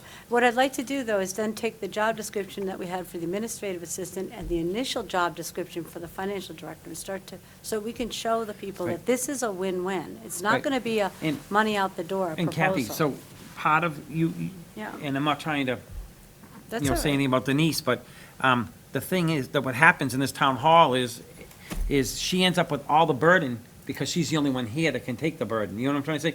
Right. She's the one that, at the end of the day, everything ends up, I know. she's the answering person. So what I'm saying to you is, granted, she shouldn't be doing all she's doing. I agree with you 100%. And Right. until we start pulling that stuff away or whatever we need to do, I agree with you. But why don't we start with this? Let's start with what you talked about, what you want to bring in. We'll have the first agenda. I would Right. say, Denise, you think maybe like in the 1st of August, we can get going on this, or? It's up to, I mean, I can get job descriptions and salaries by tomorrow. It's just an email I send out through my Right. listserv, so. Okay. I So- guess it's up to Kathy on how much time she wants to review these documents, but whenever you want it on the agenda, just let Well, me know. I have free time right now. So why don't we do it like the? On vacation. And if, I don't know what the board, and if anyone's going on vacation, I know summertime's tough, but if you think In we can. August I am. We can bring it in like the 3rd week in July? Sure. So On the the meeting agen- of the 22nd, you want to do the 22nd Yeah, meeting? allot a little bit of time to talk about it, Okay. okay? Okay, so we good with all that now? Mm-hmm. All right, and we already asked you, so we're moving on to, me, I guess, Selectmen's time and report, I guess I can follow that. So this, I just wanted to pass out to the board. These are the proofs of the signs that we've gotten already approved Oh. down at, you can pass it along. Those are nice. Over at the Pines, they're in production. I should have them, I'm hoping, either next week or the, I think there's one there. And this would go over to Denise, over to Denise. So I should have these, I'm hoping, they're closing down for the 1st week of July, and she was gonna try and get them out to me, for that, before she goes on, shuts down. I am missing one, Anchor Towing, they haven't got their PDF. What happened is, we may have to do some design time for him or whatever. She can't take his business card and actually print it onto a sign. He's gonna work with a T-shirt company that he had, we're gonna work on that one. The other one we're missing is Trinity Ambulance, we're still waiting for them to come back with a, what they want, a logo and the payment. I know I would follow it up with Chris over there, and I think Denise, you did too, and we hadn't heard back yet. Yeah, he said they're interested. He told me the size sign. We just never got we haven't gotten the form or the payment yet. I can certainly follow up with him again, and just touch Okay. base and see. Okay, Bill, off the top of your head, what's the price on the 96, the 36, and the 48? not in front of me, but I'll you pull have it them, up. Denise? Yeah, I'll pull it up. I have it. Some of these people have done 3-year plans, and some of them have Nice. done 1 year's worth of, So the pricing is, and, so, you got vinyl versus back yeah, of board. so we have vinyl and we have board. We have 1 year, 3 year, and 5 years. And they range, the lowest at a 2x3 sign on vinyl is $120 for the first year. And it goes up to a 4x8 vinyl banner for 5 years is $1,900 for the 5 years, to cover the 5 years. I can print off an actual form if you want to see all the specifics. Just give me a range, Okay, thank you. yep. And then I'll just, so on the board, the 2x3 is $270, and the 4x8 is $2,150 on the board signs. So, I did go over to the Pines, and I did get one sign that was leaning. It was the Groveland Police Association sign. I want to call them and see what's going on. It was laying there. There is one sign out on the field, and it's, from a company from Georgetown. It's something repeats, Oh, Nate repeats. yeah, I'm gonna call them and see what's going on. There's only one sign out there, so I don't know. Yeah. I'll try to follow up on that. Yeah, it's in Nicole's Plaza. Yeah, that's right, Horse yeah. Plaza, repeat. So I was gonna call them, and, I was actually gonna get a rainy day, I'll do that, and if you haven't got to Trinity, I'll call them again. So I got a few I gotta follow up on, but that's in between my business and, but I'm just showing you that we're moving forward, and it's finally coming to the point we'll get some signs up. So, kind of asking Bill, because you know more about that. So I actually went over there to look at these. Do you think if we were to put these signs on the outside of the fence, like down toward the ends, when you first pull down the driveway, that would be in the way of, people don't stand there, do they? You're talking along the right field, you're talking up the Major League Diamond now? Yep, In yep. the right field? Right, over, so it'd be on the flat fence, but it would be over toward where the road going out to the water is. As you get closer to the dugouts, Right, yes, you wouldn't people will want- begin right, to right. start congregating there. Right, either I just put them out in the outfield, so, Yeah, the outfield is on the softball field, and That's where they my had them. questions would be nice, because the fields are so much closer. right. At 360 feet to center field from home plate.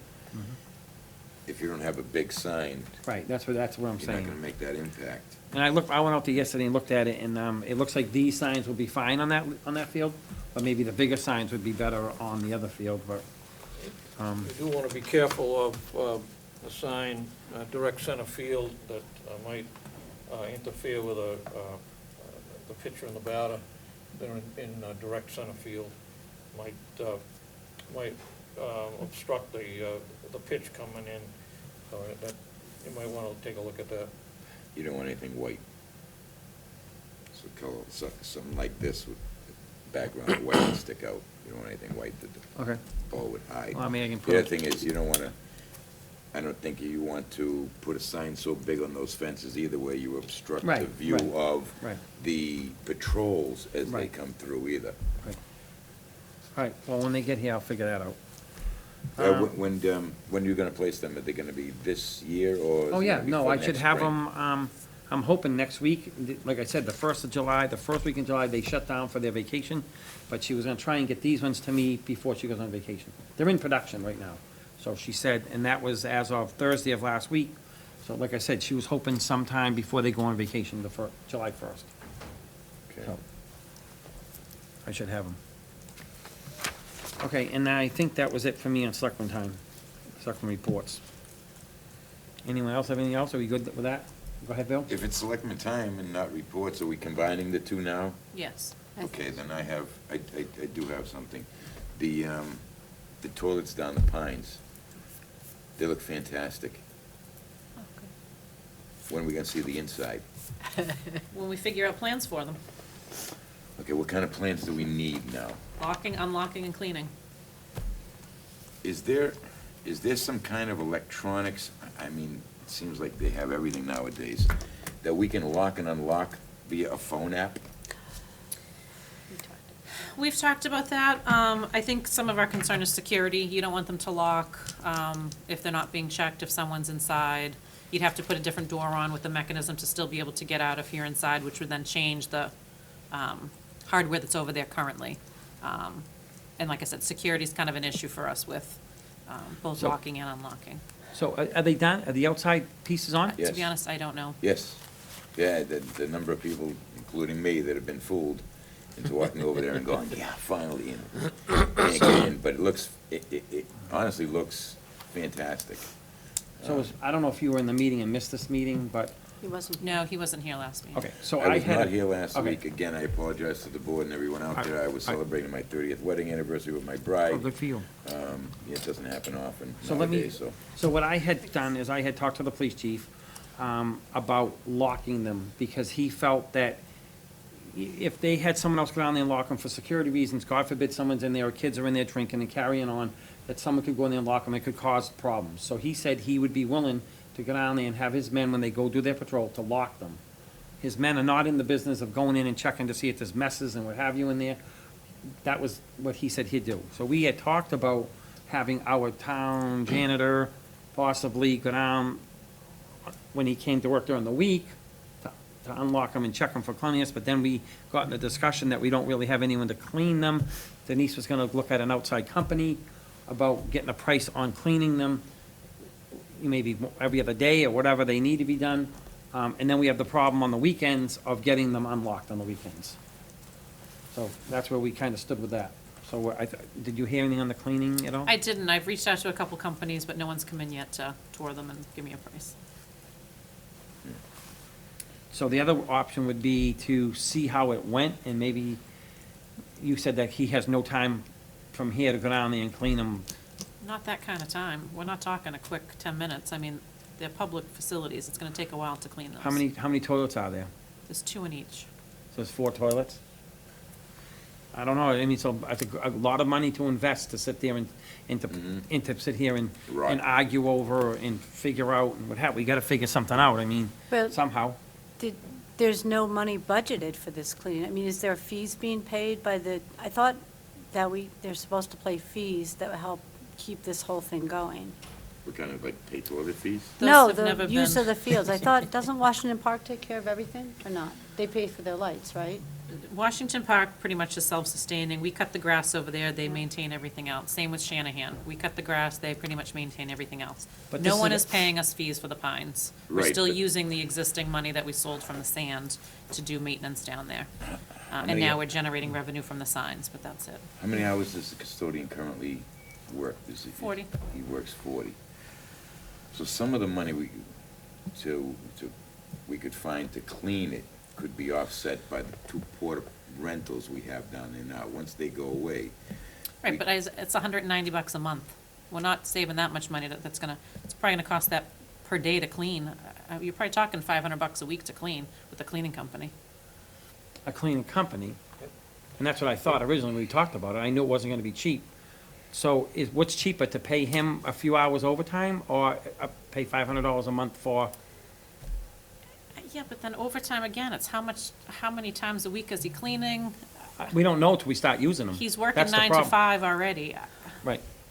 But I'm wondering why we're not trying to set up the same model at the River Pines as we have at the Shanahan and the, Because them are self-sustaining. And because there's because not the one level of- specific group. The level of volunteerism and trust me, I've been down there all year this year, yeah, is no longer adequate to maintain that facility. okay.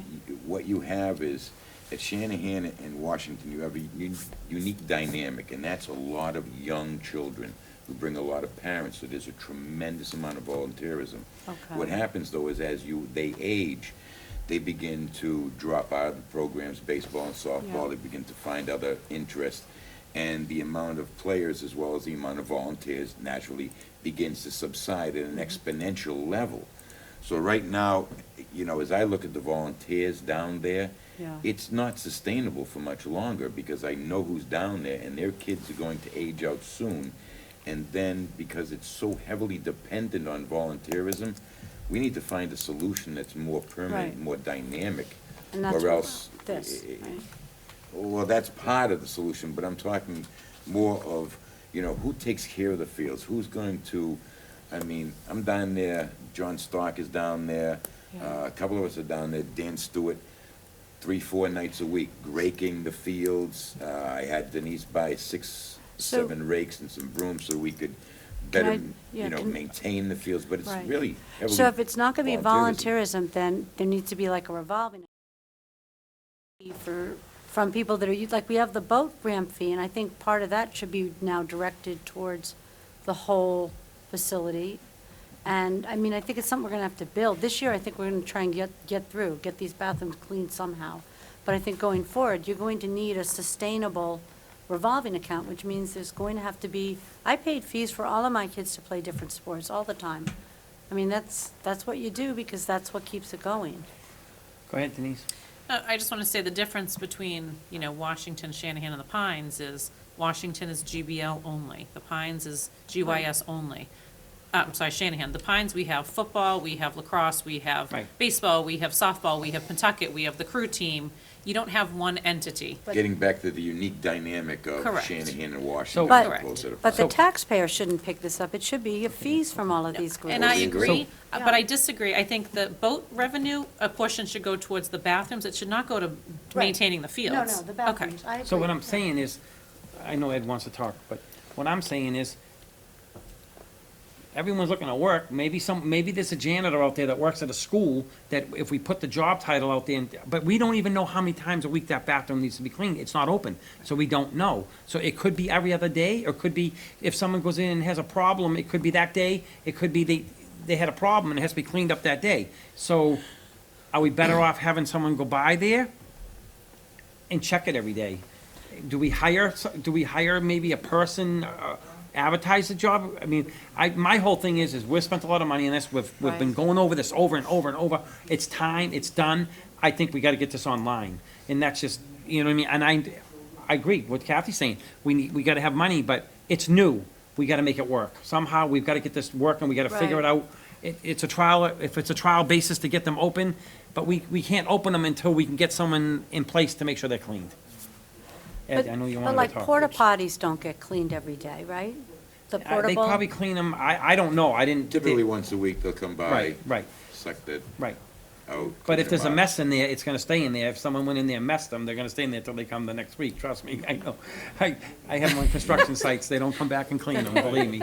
It sounds to me like you need something, like a line item to hire somebody on a 20 hours a week, something similar to what you have, a couple guys over at the cemetery. You need one person, maybe 20 hours a week to do the bathrooms, pick up any trash down there, maybe do something at the dog park, pick up trash along by the boat ramp. And I think a person would be, 20 hours a week is all you're gonna need. Can I ask you a question, and I don't mean to get off you, say it's kinda going back to me. I went down there the other day, and there was a lady, and I was gonna stop and ask her, you know, she had a bag, on a wheelie, she had a Yeah, car. she picks up trash. I was gonna say to her, you know, I didn't say nothing, I was gonna say, do you want a job? You know what I mean? I mean, Yeah. she was down there, she had a bag full of trash and litter, and I was gonna say, you know, thank you for doing that, but I didn't know if she was on, like, really, you know, some, I didn't know, I mind my own business and moved on, but boy, maybe she'd be someone that would wanna make a few bucks down there cleaning them and keeping an eye on them. I was thinking that when I drove by her. Right, so here's the issue, and I agree, I do think if, it's probably better to have a part-time employee that, Right. but number one, we don't have that budgeted for. If we were gonna take it from existing funds, public building maintenance, it's a contract services. We don't have another Right. employee salary defined. And if it's gonna come from Pines money, it's a contracted service. So maybe it's the first year, it has to be a cleaning company or, some other option. And then we could certainly budget for it for next year to have a junior custodian or something, or junior Pines custodian or something like that to deal with the facility down there. So I'm wondering, I know you have a lot on your plate, especially lately. I wonder if there's someone else in one of your assistants can call a couple of the cleaning company and get prices, or we just can't afford it? Well, I only have one assistant and she's doing the treasurer collector work because that's her How about realm. How about offering the custodian here, a couple hours extra in a week or on an overtime basis, certainly gonna be less than what a cleaning company is gonna be. You've got 2 bathrooms down there, you got 4 toilets. It's not gonna cost a heck of a lot, and it's not gonna take a lot of time to clean those 2 or 3 times a week. I can certainly ask them for the start. Every high school student is required to do community service or volunteer work. What's the quality? They're gonna clean the Did bathrooms? you see them on community service day? Just They stood saying. outside and watched the fire truck. Just They're not gonna saying. wanna clean Just- bathrooms. Can you do that? Come and do it. Which one now? Can you talk to our janitor. Yes, I've already and s- spoken to him. He and s- said if he would take the overtime if it's something that the board, I don't know how many days a week he's willing to do it, but he So- said he would take overtime if that's what you guys wanted. So why don't we, as a board, sit here and tonight say, if we can, I'm not telling you what to say, are you guys willing to give our janitor some overtime, once we get them things open, we'll see how it goes, we'll give it a month, see how it goes, let him see how it's going, after a month, we'll come back and report it, let him I take mean, care we of it. could probably have them open July 1st Right. because I did speak to the chief. He was reluctant about unlocking the bathrooms on the weekend, but he said he would do it for the Right, time right. being. So let's go with that, I mean, if the board wants to go with that, I don't know if we can do it, talk about it tonight, or we have to vote it, but it's been talked about 100 times, but let's see if we can get Steve to go down there, and let's try it for a month, and if it's overwhelming to him, we know we don't have the money to hire a 20-hour-a-week person until we get to the next budget season. That's fine, but just understand we will be needing to make a transfer next year into his salary line because we did not budget for overtime. So Do we you will think need a it'll be- transfer. So we're not gonna be doing this, we're not gonna be doing this, we're gonna be doing it till probably October, November? When- Right, yeah. So it's gonna be, so we're talking July, But he July, has- August, September, October? Right, he's salaried, so his salary will be sufficient even at the higher rate until you get closer to the special town meeting. Correct. He'll have enough money in his salary line that we won't have a Right, deficit. right, But we will right. need to transfer to cover this overtime. At special Well, town meeting. How about a transfer out of the Pines Recreation Fund down there, the Pines, that, We can, but town meeting has to vote that. Town meeting But we can put that, town meeting can cover And, that. and this stuff here, you can't touch this because that has to go into the sign money and all, not that it's a lot, but it's hopefully gonna help, but I mean, Right. I mean, we certainly could. I mean, we could certainly use a portion of that. I'd have to talk to Ellen to see if we could legally use that money for salary. You're not supposed to use the okay. expense Well, line for at salary. any rate. But we can we're all easily talking- handle it, Right yeah. now, we're talking like this big messy type situation. It could be very minor. Let's give it 30 days. Yeah. July 1st, we're gonna have them open, 30 days to August 1st, and then we'll discuss it. Whatever meeting around August 1st we got, we'll discuss it then. So whatever meeting we have, put that on the agenda item to rediscuss it. Okay? Good with you guys? Right, so we're gonna have him go down there when? He's gonna go down and unlock them in the morning, He'll- check them, So he'll unlock them on Clean his 'em. way in, whatever, wherever you have him do it. and then, so I don't know that he'll want to do the overtime on the weekend, so I'm assuming Monday, Correct, Wednesday, that's what I'm Friday, thinking. or Tuesday, Thursday, I don't know. Oh, okay, so clean it like twice a week or something, see how that goes. My guess is you'll need the Monday because of the weekend traffic. Correct. So maybe Monday, Wednesday, Friday, or Monday, Thursday, I don't know. Do you know that lady that goes down and cleans? I'm not asking a volunteer if they're gonna clean our bathrooms. No, no, I'm not talking volunteer, I'm not But she talking- is, she volunteers I right now, know, but right. I'm saying, Right. maybe, We still can't pay her till next fiscal year, which is Right. Right. okay, another 13 months away. That's really nice that she does hire a that. professional landscape and see how she works out. right, So while we're still on the subject, So, but I will just, I have not been told that the bathrooms are finalized, so that was news to me that those partitions are up. So I just need to make sure with the highway department that they're ready to go. petitions are up, the signs, men and women are up. Yeah. They've been up So since no one's informed, no one's informed. last, I'd say last weekend, if not longer. But it looks fantastic, it'd be nice to get in there. Okay. And one last, while we're on the Pines, I know we talked about irrigation, we talked about bringing in the tank, a shed. How are we moving forward on that? Because I know football, if we don't move soon, they're gonna wanna get in there and tear up that field again. Football has been told they cannot use that field. They were told that last year, it didn't do us any Well, good. we're gonna enforce it this year. They're not using that. No one is using that field. We've awarded the contract for the well pump system. So once we get going on that, then we'll do the work on the irrigation. Is that, you anticipate that coming soon, or, I mean, the well, either whole, like, well, the well, it's been awarded, so. we've awarded It's it, a matter of so- him coming out and doing it now, and then after that, it's we putting gotta in the sit down and tanks talk and the about shed this. and- Well, the shed, that's not a big deal to get the Yeah, shed, that's that's just a easy. matter of calling out to Northino, having one drop. Right. And then the electricity is all taken care of already. Transformer's there. We need to run it to the The well. well, but Yeah. the transformer is there. Yep. Right. So that's, so then once that's all in place, then what we're gonna do is we gotta do the sprinkler end of things. And as far as maintenance now, the high school loses their field sometimes this fall. It's gone. And they've made it pretty clear that the Pines is their home field. So that budget line, some of that budget line in the Pentucket Regional School District that goes for the maintenance of their fields that are no longer existent must Come to us. must come here if they're gonna use this field as their home field. It can't be an option that the taxpayers of Groveland are gonna pick up that tab, and that line item is gonna go away from their budget because they don't have any more fields to maintain. So, Bill, do you think that they would do the maintenance? They would send their, because they're,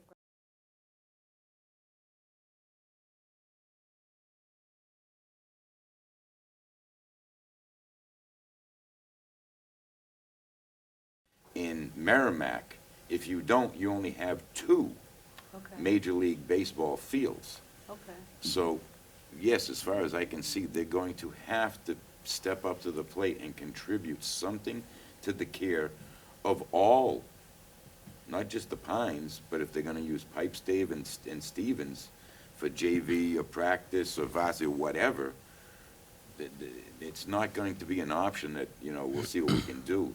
Well- It must contribute to Right, that. well, I'm also concerned that, not just monetarily, but people-wise, if they have facilities people that normally Exactly. maintain those fields, Facilities, they would people, come here. labor, equipment, Okay. absolutely. Who would head up that conversation? I think it would be Danforth at the high school level, at the regional level. I think the Board of Selectmen would have to decide if you're gonna charge a fee. We don't charge the Pines. We need to I charge. can't make that decision and call them and tell us they need to pay us. It's something this board needs to have a discussion about. We need an agenda item to talk about it? I would say yes, So you let's should have a put that on formal for next discussion. meeting. Next Okay. meeting, and also put on there about the fees for the Pines, make that on that agenda item as well. Yes, Or in high school because, case, it could be payment in kind. because in addition to the lights, now we've added a water spigot back there, and so people are now using our water that we're gonna get billed for. So, no one is paying us for the water and the electricity down there. Water and electricity for the, When people are using the lights, and now there's a separate meter on a water spigot down there. well, The lights are Next. exclusive for the softball field all right right, now. so let's that's- just have it for an agenda item to talk about fees and also to talk about the use of the fields. Is that? Should I be inviting someone from Pentucket for this discussion, or you wanna have one on your own? We should probably have one on our own, and then we'll have to go from there. Right. It's, Could Greg you- Hadden is the one that handles that, with them. I was wondering, Denise, if you have the ability to get us some samples of fees from like other parks that charge fees? What's the going prices? I don't know.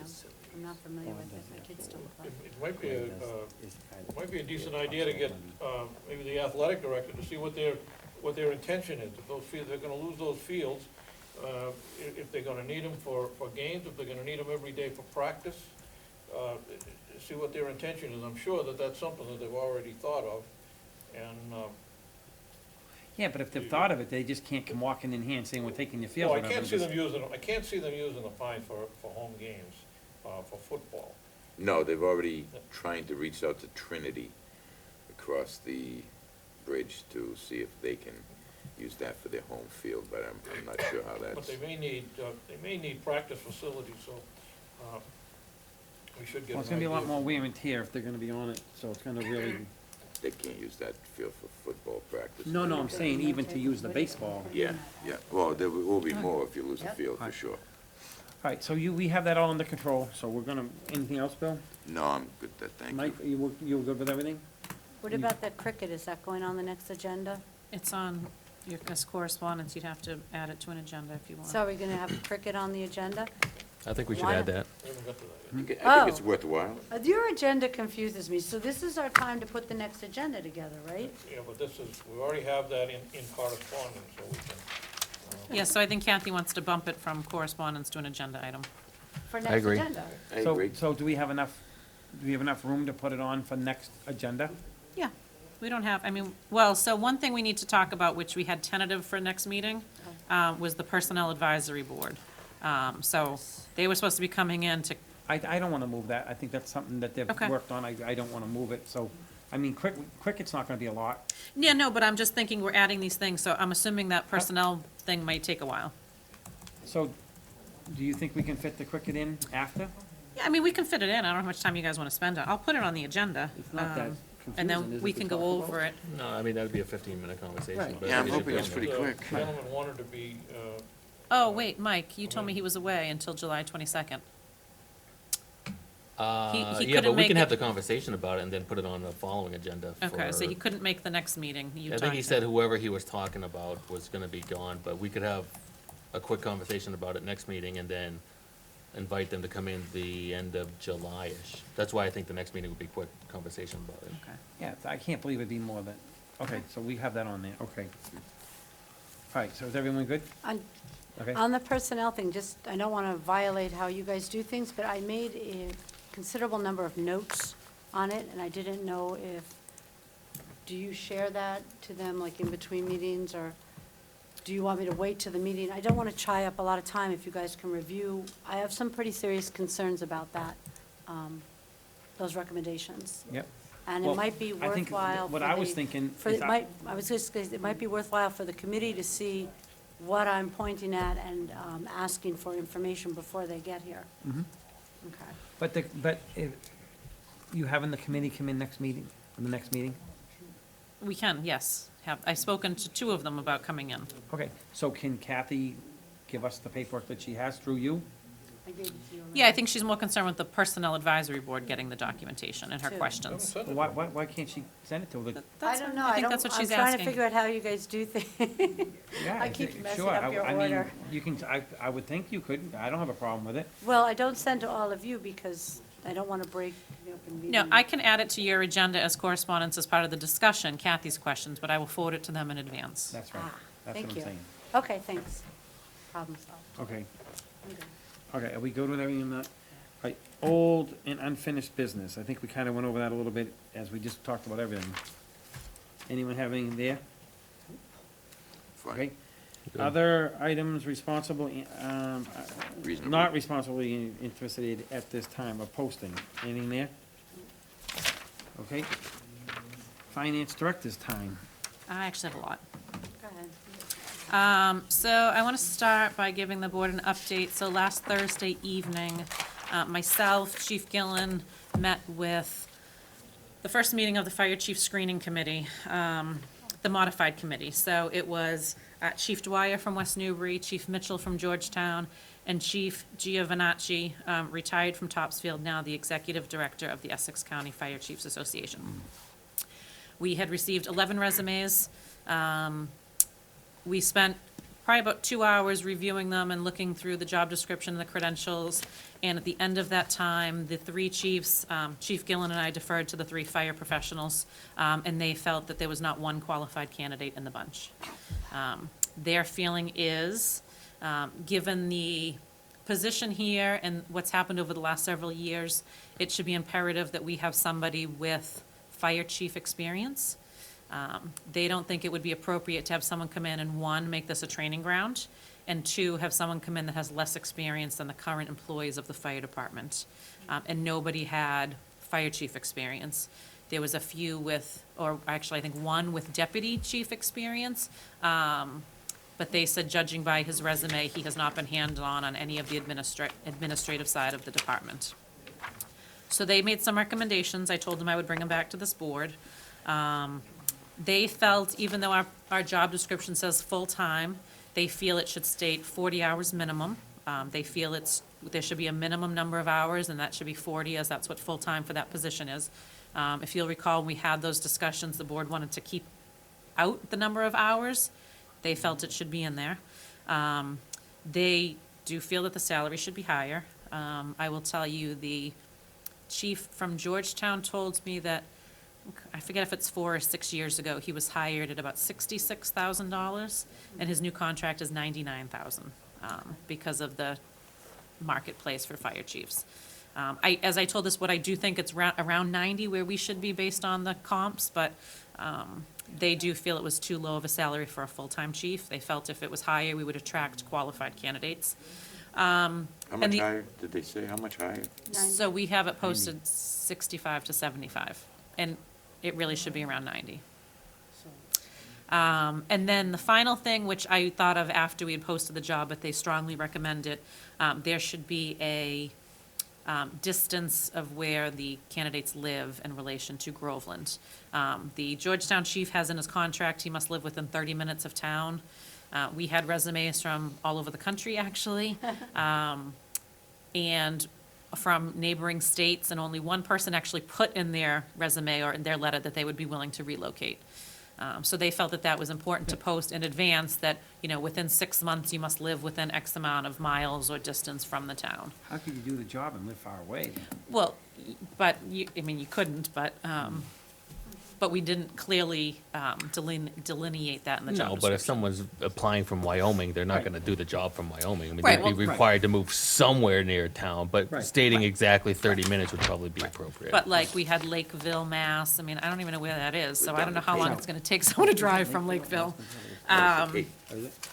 So I told, I also had given the group sample questions. I got about, 8 or 10 sample questions from or other towns conducting fire chief interviews. So they were gonna look over those to compile questions when and if we got to that point.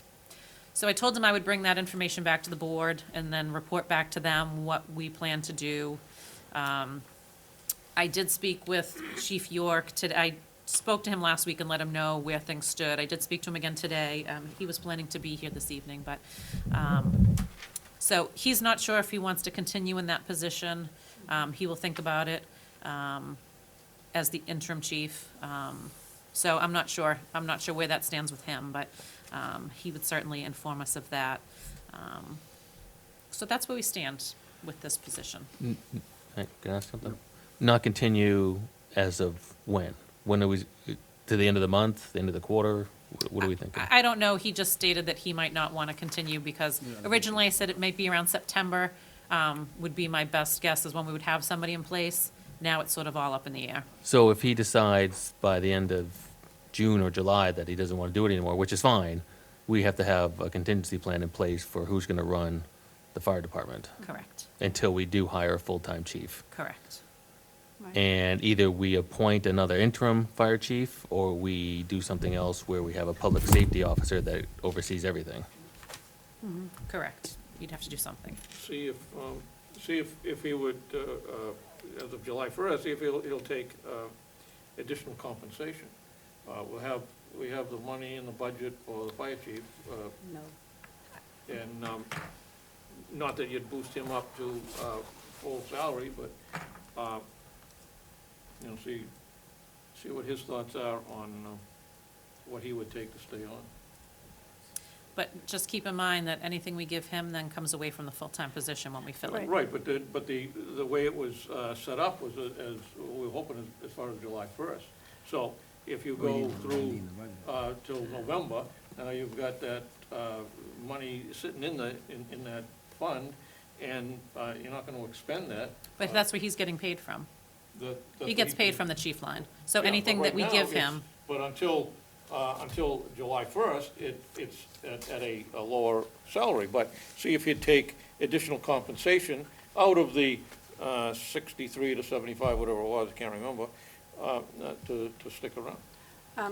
I'm not in favor of that, and I'll tell you why. Because this position with the increased salary was brought forward from that study, from that report, to create a new job, not to have a lot of extra money to keep paying out. I mean, we've been going over this now for several years. We've brought in an expert to study the situation. I thought they did a fairly good, unbiased job of pointing out to us what we need here.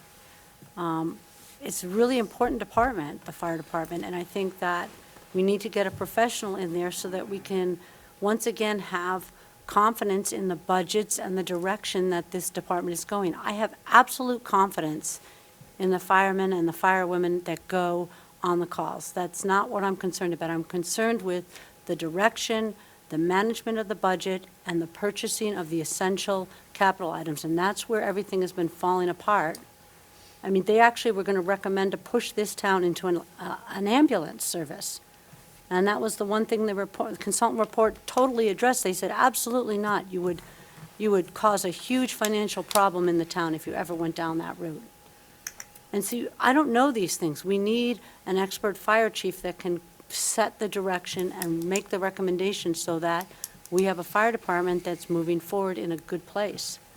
And I think if we need to increase the salary that we're offering, that we've poured more than enough extra money into that fire department budget during this interim time of interim fire chiefs. If you look at the line items, we've been putting it into things called company report, extra inspection money. We've been dumping money all over the place into that budget. And you can certainly take some money out of those lines if we were going to get a professional in there to do some of this work. So Denise, so hypothetically, let's just say we put the job back out again, and we turn around and we put the job at 90, we find someone. Do we have, in this fiscal year, do we have enough of the money if we were to hire that person? Well, I think that's what Kathy's alluding to, that She's it would moving come it out of around- moving it elsewhere in the around. fire department budget. So is that gonna hurt them operating by moving their money around? So, I'll be honest, I don't know. We did pour a lot of money in there for certain items. It's 3 days left in the fiscal year, and a lot of it has not been expended. The Okay. inspections that should have So- taken place. so- So I don't know the answer to that. So what I'm saying is, if we go and hire a chief at 90, we don't wanna turn around and say there's no money here. Right, so I think, similar to what happened with the highway position, and as Ed alluded to, the longer it goes in the fiscal year, we do build Right. up more money in that account. Right. There is the possibility of working with the finance board to get a reserve fund transfer. Okay. By that point, hopefully it would be, 10,000, something manageable that they could still have funds to cover emergencies. Again, I think it's something this board really needs to discuss, on a salary if we are gonna repost it. Well, I mean, I think we asked you to go do the work. Yeah. You did the work, you got the answers, they told you that 90 is the number. I say we have to repost it again, and I have said since what happened, I have said, we need a professional chief. I said it all along, I'm gonna state what I said. We need someone that has the budgeting and has all that experience and past experience, that can bring that to the table. So I'm gonna stick with that, and that's what I think we should do. And if it's 40-hour minimum, we gotta advertise it for, we gotta advertise it for that. And I will say that those two were really sticking, obviously the salary, but the chiefs, they've made excellent points about, why you really need the chief experience and why, and it's true, you don't want it to be a training ground, and we don't Right, want it to right. be someone that's less qualified than the longtime dedicated Right. employees that we have here. Right. That's not fair to them. No. And that should be critical, having Right. someone that's been a chief, So- come in. So that being said, I think we should just post it again, and then our interim chief, if we have an issue with that, we're gonna have to cross that road when we come to it. Right. And we'll have to get on it as quick as we can. I mean, Right, so at this point, if I repost it, even tomorrow, we're looking at 30 days for resumes, so we're looking at, again, September probably Right. before we're interviewing, so, Right. if we have qualified candidates, so probably November 1st would be the next target date of when we would have somebody here, if we have qualified candidates. So we should build up enough salary in that point that, Okay. this first year shouldn't be too much of an issue. all right, so is the board, on board with reposting it again at those numbers and hours? As long as it fits with the budget, then, Mhm. yeah. And what would you like for a radius? Do you want 30 minutes? I 30 think minutes that's what they within said. We Groveland? asked you to Proximity, get, yeah. ask Well, that's them. just, they told me that that's what they said there should be a I requirement. think 45 Groveland, minutes. Georgetown has 30 minutes. He said 45. That's at 40, I think 45 minutes is reasonable, but Yeah. I think the reason they're saying 30 minutes is if there was an issue, they had to get here, that's what they're doing. And, you know, That's fine with me, I just want to make sure. I don't know, that's- it's up to the board. Here's the thing, on a good day, I can make it here Yeah. to Lakeville in 45 minutes. Yep, at midnight on Well, Tuesday. Right, but the issue is, somebody's gonna make that argument that I can Google and it's gonna say 45 minutes. So do you want But mileage during a instead? day, no, 30 minutes. during a day, it's probably 2.5 hours. Right. So what are we saying? I mean, I think police, it's 25 miles as the crow flies, or something like that. That's the, Yeah, it actually says that. 25 miles is still, a radius of 25, 30 mileage is minutes. much better than That's still time. It's the same. too far away. I mean, You think 25 miles me is too personally, I far? think it's 30 minutes. 25 I miles, mean, too far away. we make all our highway So what would employees you live in say, Ed? town or within so many minutes, so. Yeah, but time is so relative, need- where distance is Well, 25 is too far. finite. Right, Um, right, 20? 20? 20-mile Yeah, radius. go 20 mile right, radius? 20 mile All right. radius then. To the, 20 mile radius to the to boundary of border. That's Groveland. even high. That's even high. I would, in 45 minutes is absolutely But ridiculous. even in 25 minutes, and if you were coming from a certain direction in traffic, could be Right. 45 Right. minutes. I no, think they ought to be exactly. back, Yeah. I think they ought to be You're right. able More. to be back in It could be. 15 minutes. So, So do we want to do a distance or time or both? Again, we don't want to make it too limited, then I'm we're gonna not say going to 30 find minutes, people. that's me. I mean, that's- I'm willing to go No with more what the than 30. fire chiefs are saying. So Georgetown is 30 minutes is his contract. That's what I said, 30 minutes.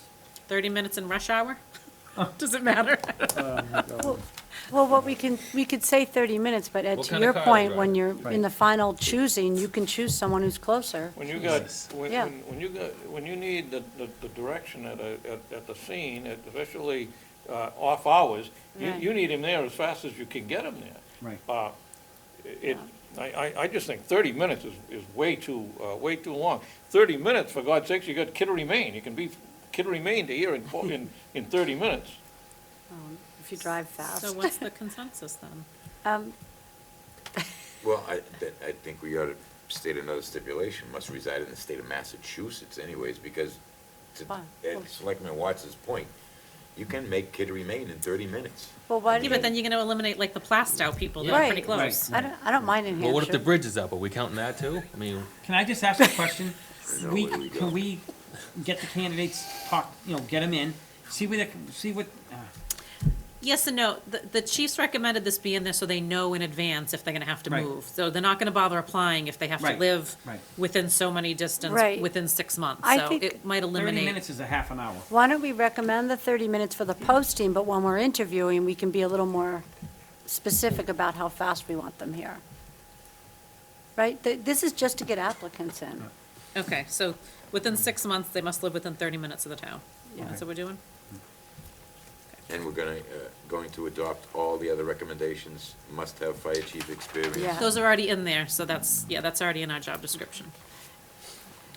Okay, so there's that. And for Chief York, though, I mean, I would like to see him continue, the continuity would be better for the department than another change-up.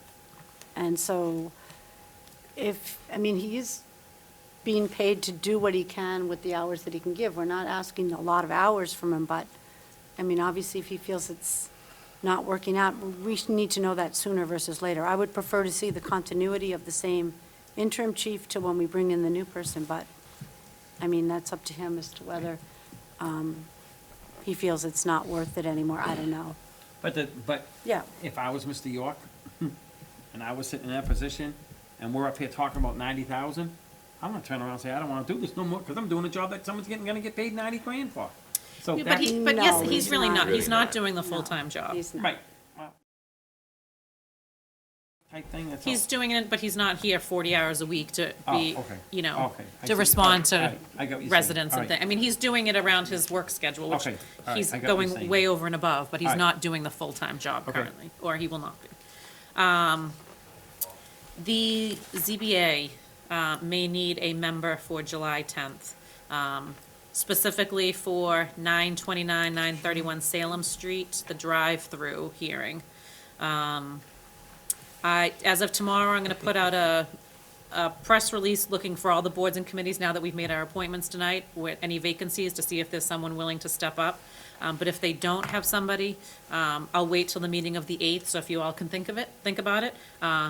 But they will likely need somebody because they will not have enough members to vote that night. So keep in mind. What's the drive-through on? It's Fadi's property. I'm not sure what he's proposing there, but it's for a drive-through well, specifically. A drive-through donut. So that's a Wednesday. Before, Bill, you volunteer me to be on the ZBA, I'm not gonna be here, so I can't. Otherwise, I would, but I'm not gonna be here. 10th? The 10. It's a Wednesday. So we may, Rebecca had put an email out. She was hoping that one of the members was not sure if he was going to be available that night. So he may be available and they might be fine. We may have someone volunteer in the interim, but I wanted to just give the board notice that they will not be able to have this hearing, and it's obviously critical for them to continue their business. So just wanted to let everybody know that. The fire pit on Stonebridge was removed over the weekend. Oh. The residents removed it. I got a call this morning from one of the residents there. They disassembled it, and they do plan to reassemble it on their own property. They were asking specific questions about how far from the street and things like that. So I asked Rainey to give them a call and discuss it, but it has been removed. The island is now back down to stone with the shrubs still around it. So that matter is done. Okay. Well, thank you, residents. Yep. Yes. I do want to reiterate, what was said at the beginning of the meeting regarding Pat Skeena. I want to offer my condolences to the family, especially his daughters, Brenda and Michelle. I spoke with Brenda earlier today, and it just broke my heart to speak with her. So I did tell her we were all thinking of her. They were making arrangements. She didn't know the specifics yet. She told me that she'd be in touch when she had them, so I could pass it along. And then finally, so just to let you all know, so as of Monday, I will have 14 weeks of vacation on the books because I just don't have time to take vacation. So I am going to start taking some vacation time, starting with next week. So over the next few months, I'm going to just try and take a week at a time, because that's the problem. If I just take a day off, it's because I've worked too many hours that week and it's not even hitting my vacation time. So I will keep you posted. The only meeting I will miss is mid-August, and that's the vacation I have with my family every year, and it happened to fall on a meeting week. But the rest of the time, it will not impact any meetings. But just so you know, I will not be in the office next week. And that is all I have for you all. Okay, so now we move on to correspondence. We have the minutes from the June 10th, 2019. And if I may, we did not receive those, so as soon as I get them, I will forward them to you, but they have not come in as of yet. Okay. Then we have the information regarding the building a cricket club in town. We put that on the agenda for next week. Yes. And then we have the adjournment of the next regular scheduled meeting. The Board of Selectmen will be Monday, July 8th, 2019, at 6:30 PM. And it looks to me like 10 minutes of 9, 8:51. 8:51. Can I get a motion? Motion to adjourn at 8:51. Second. All in favor?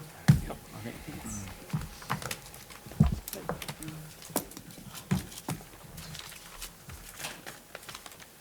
I'll make the chocolate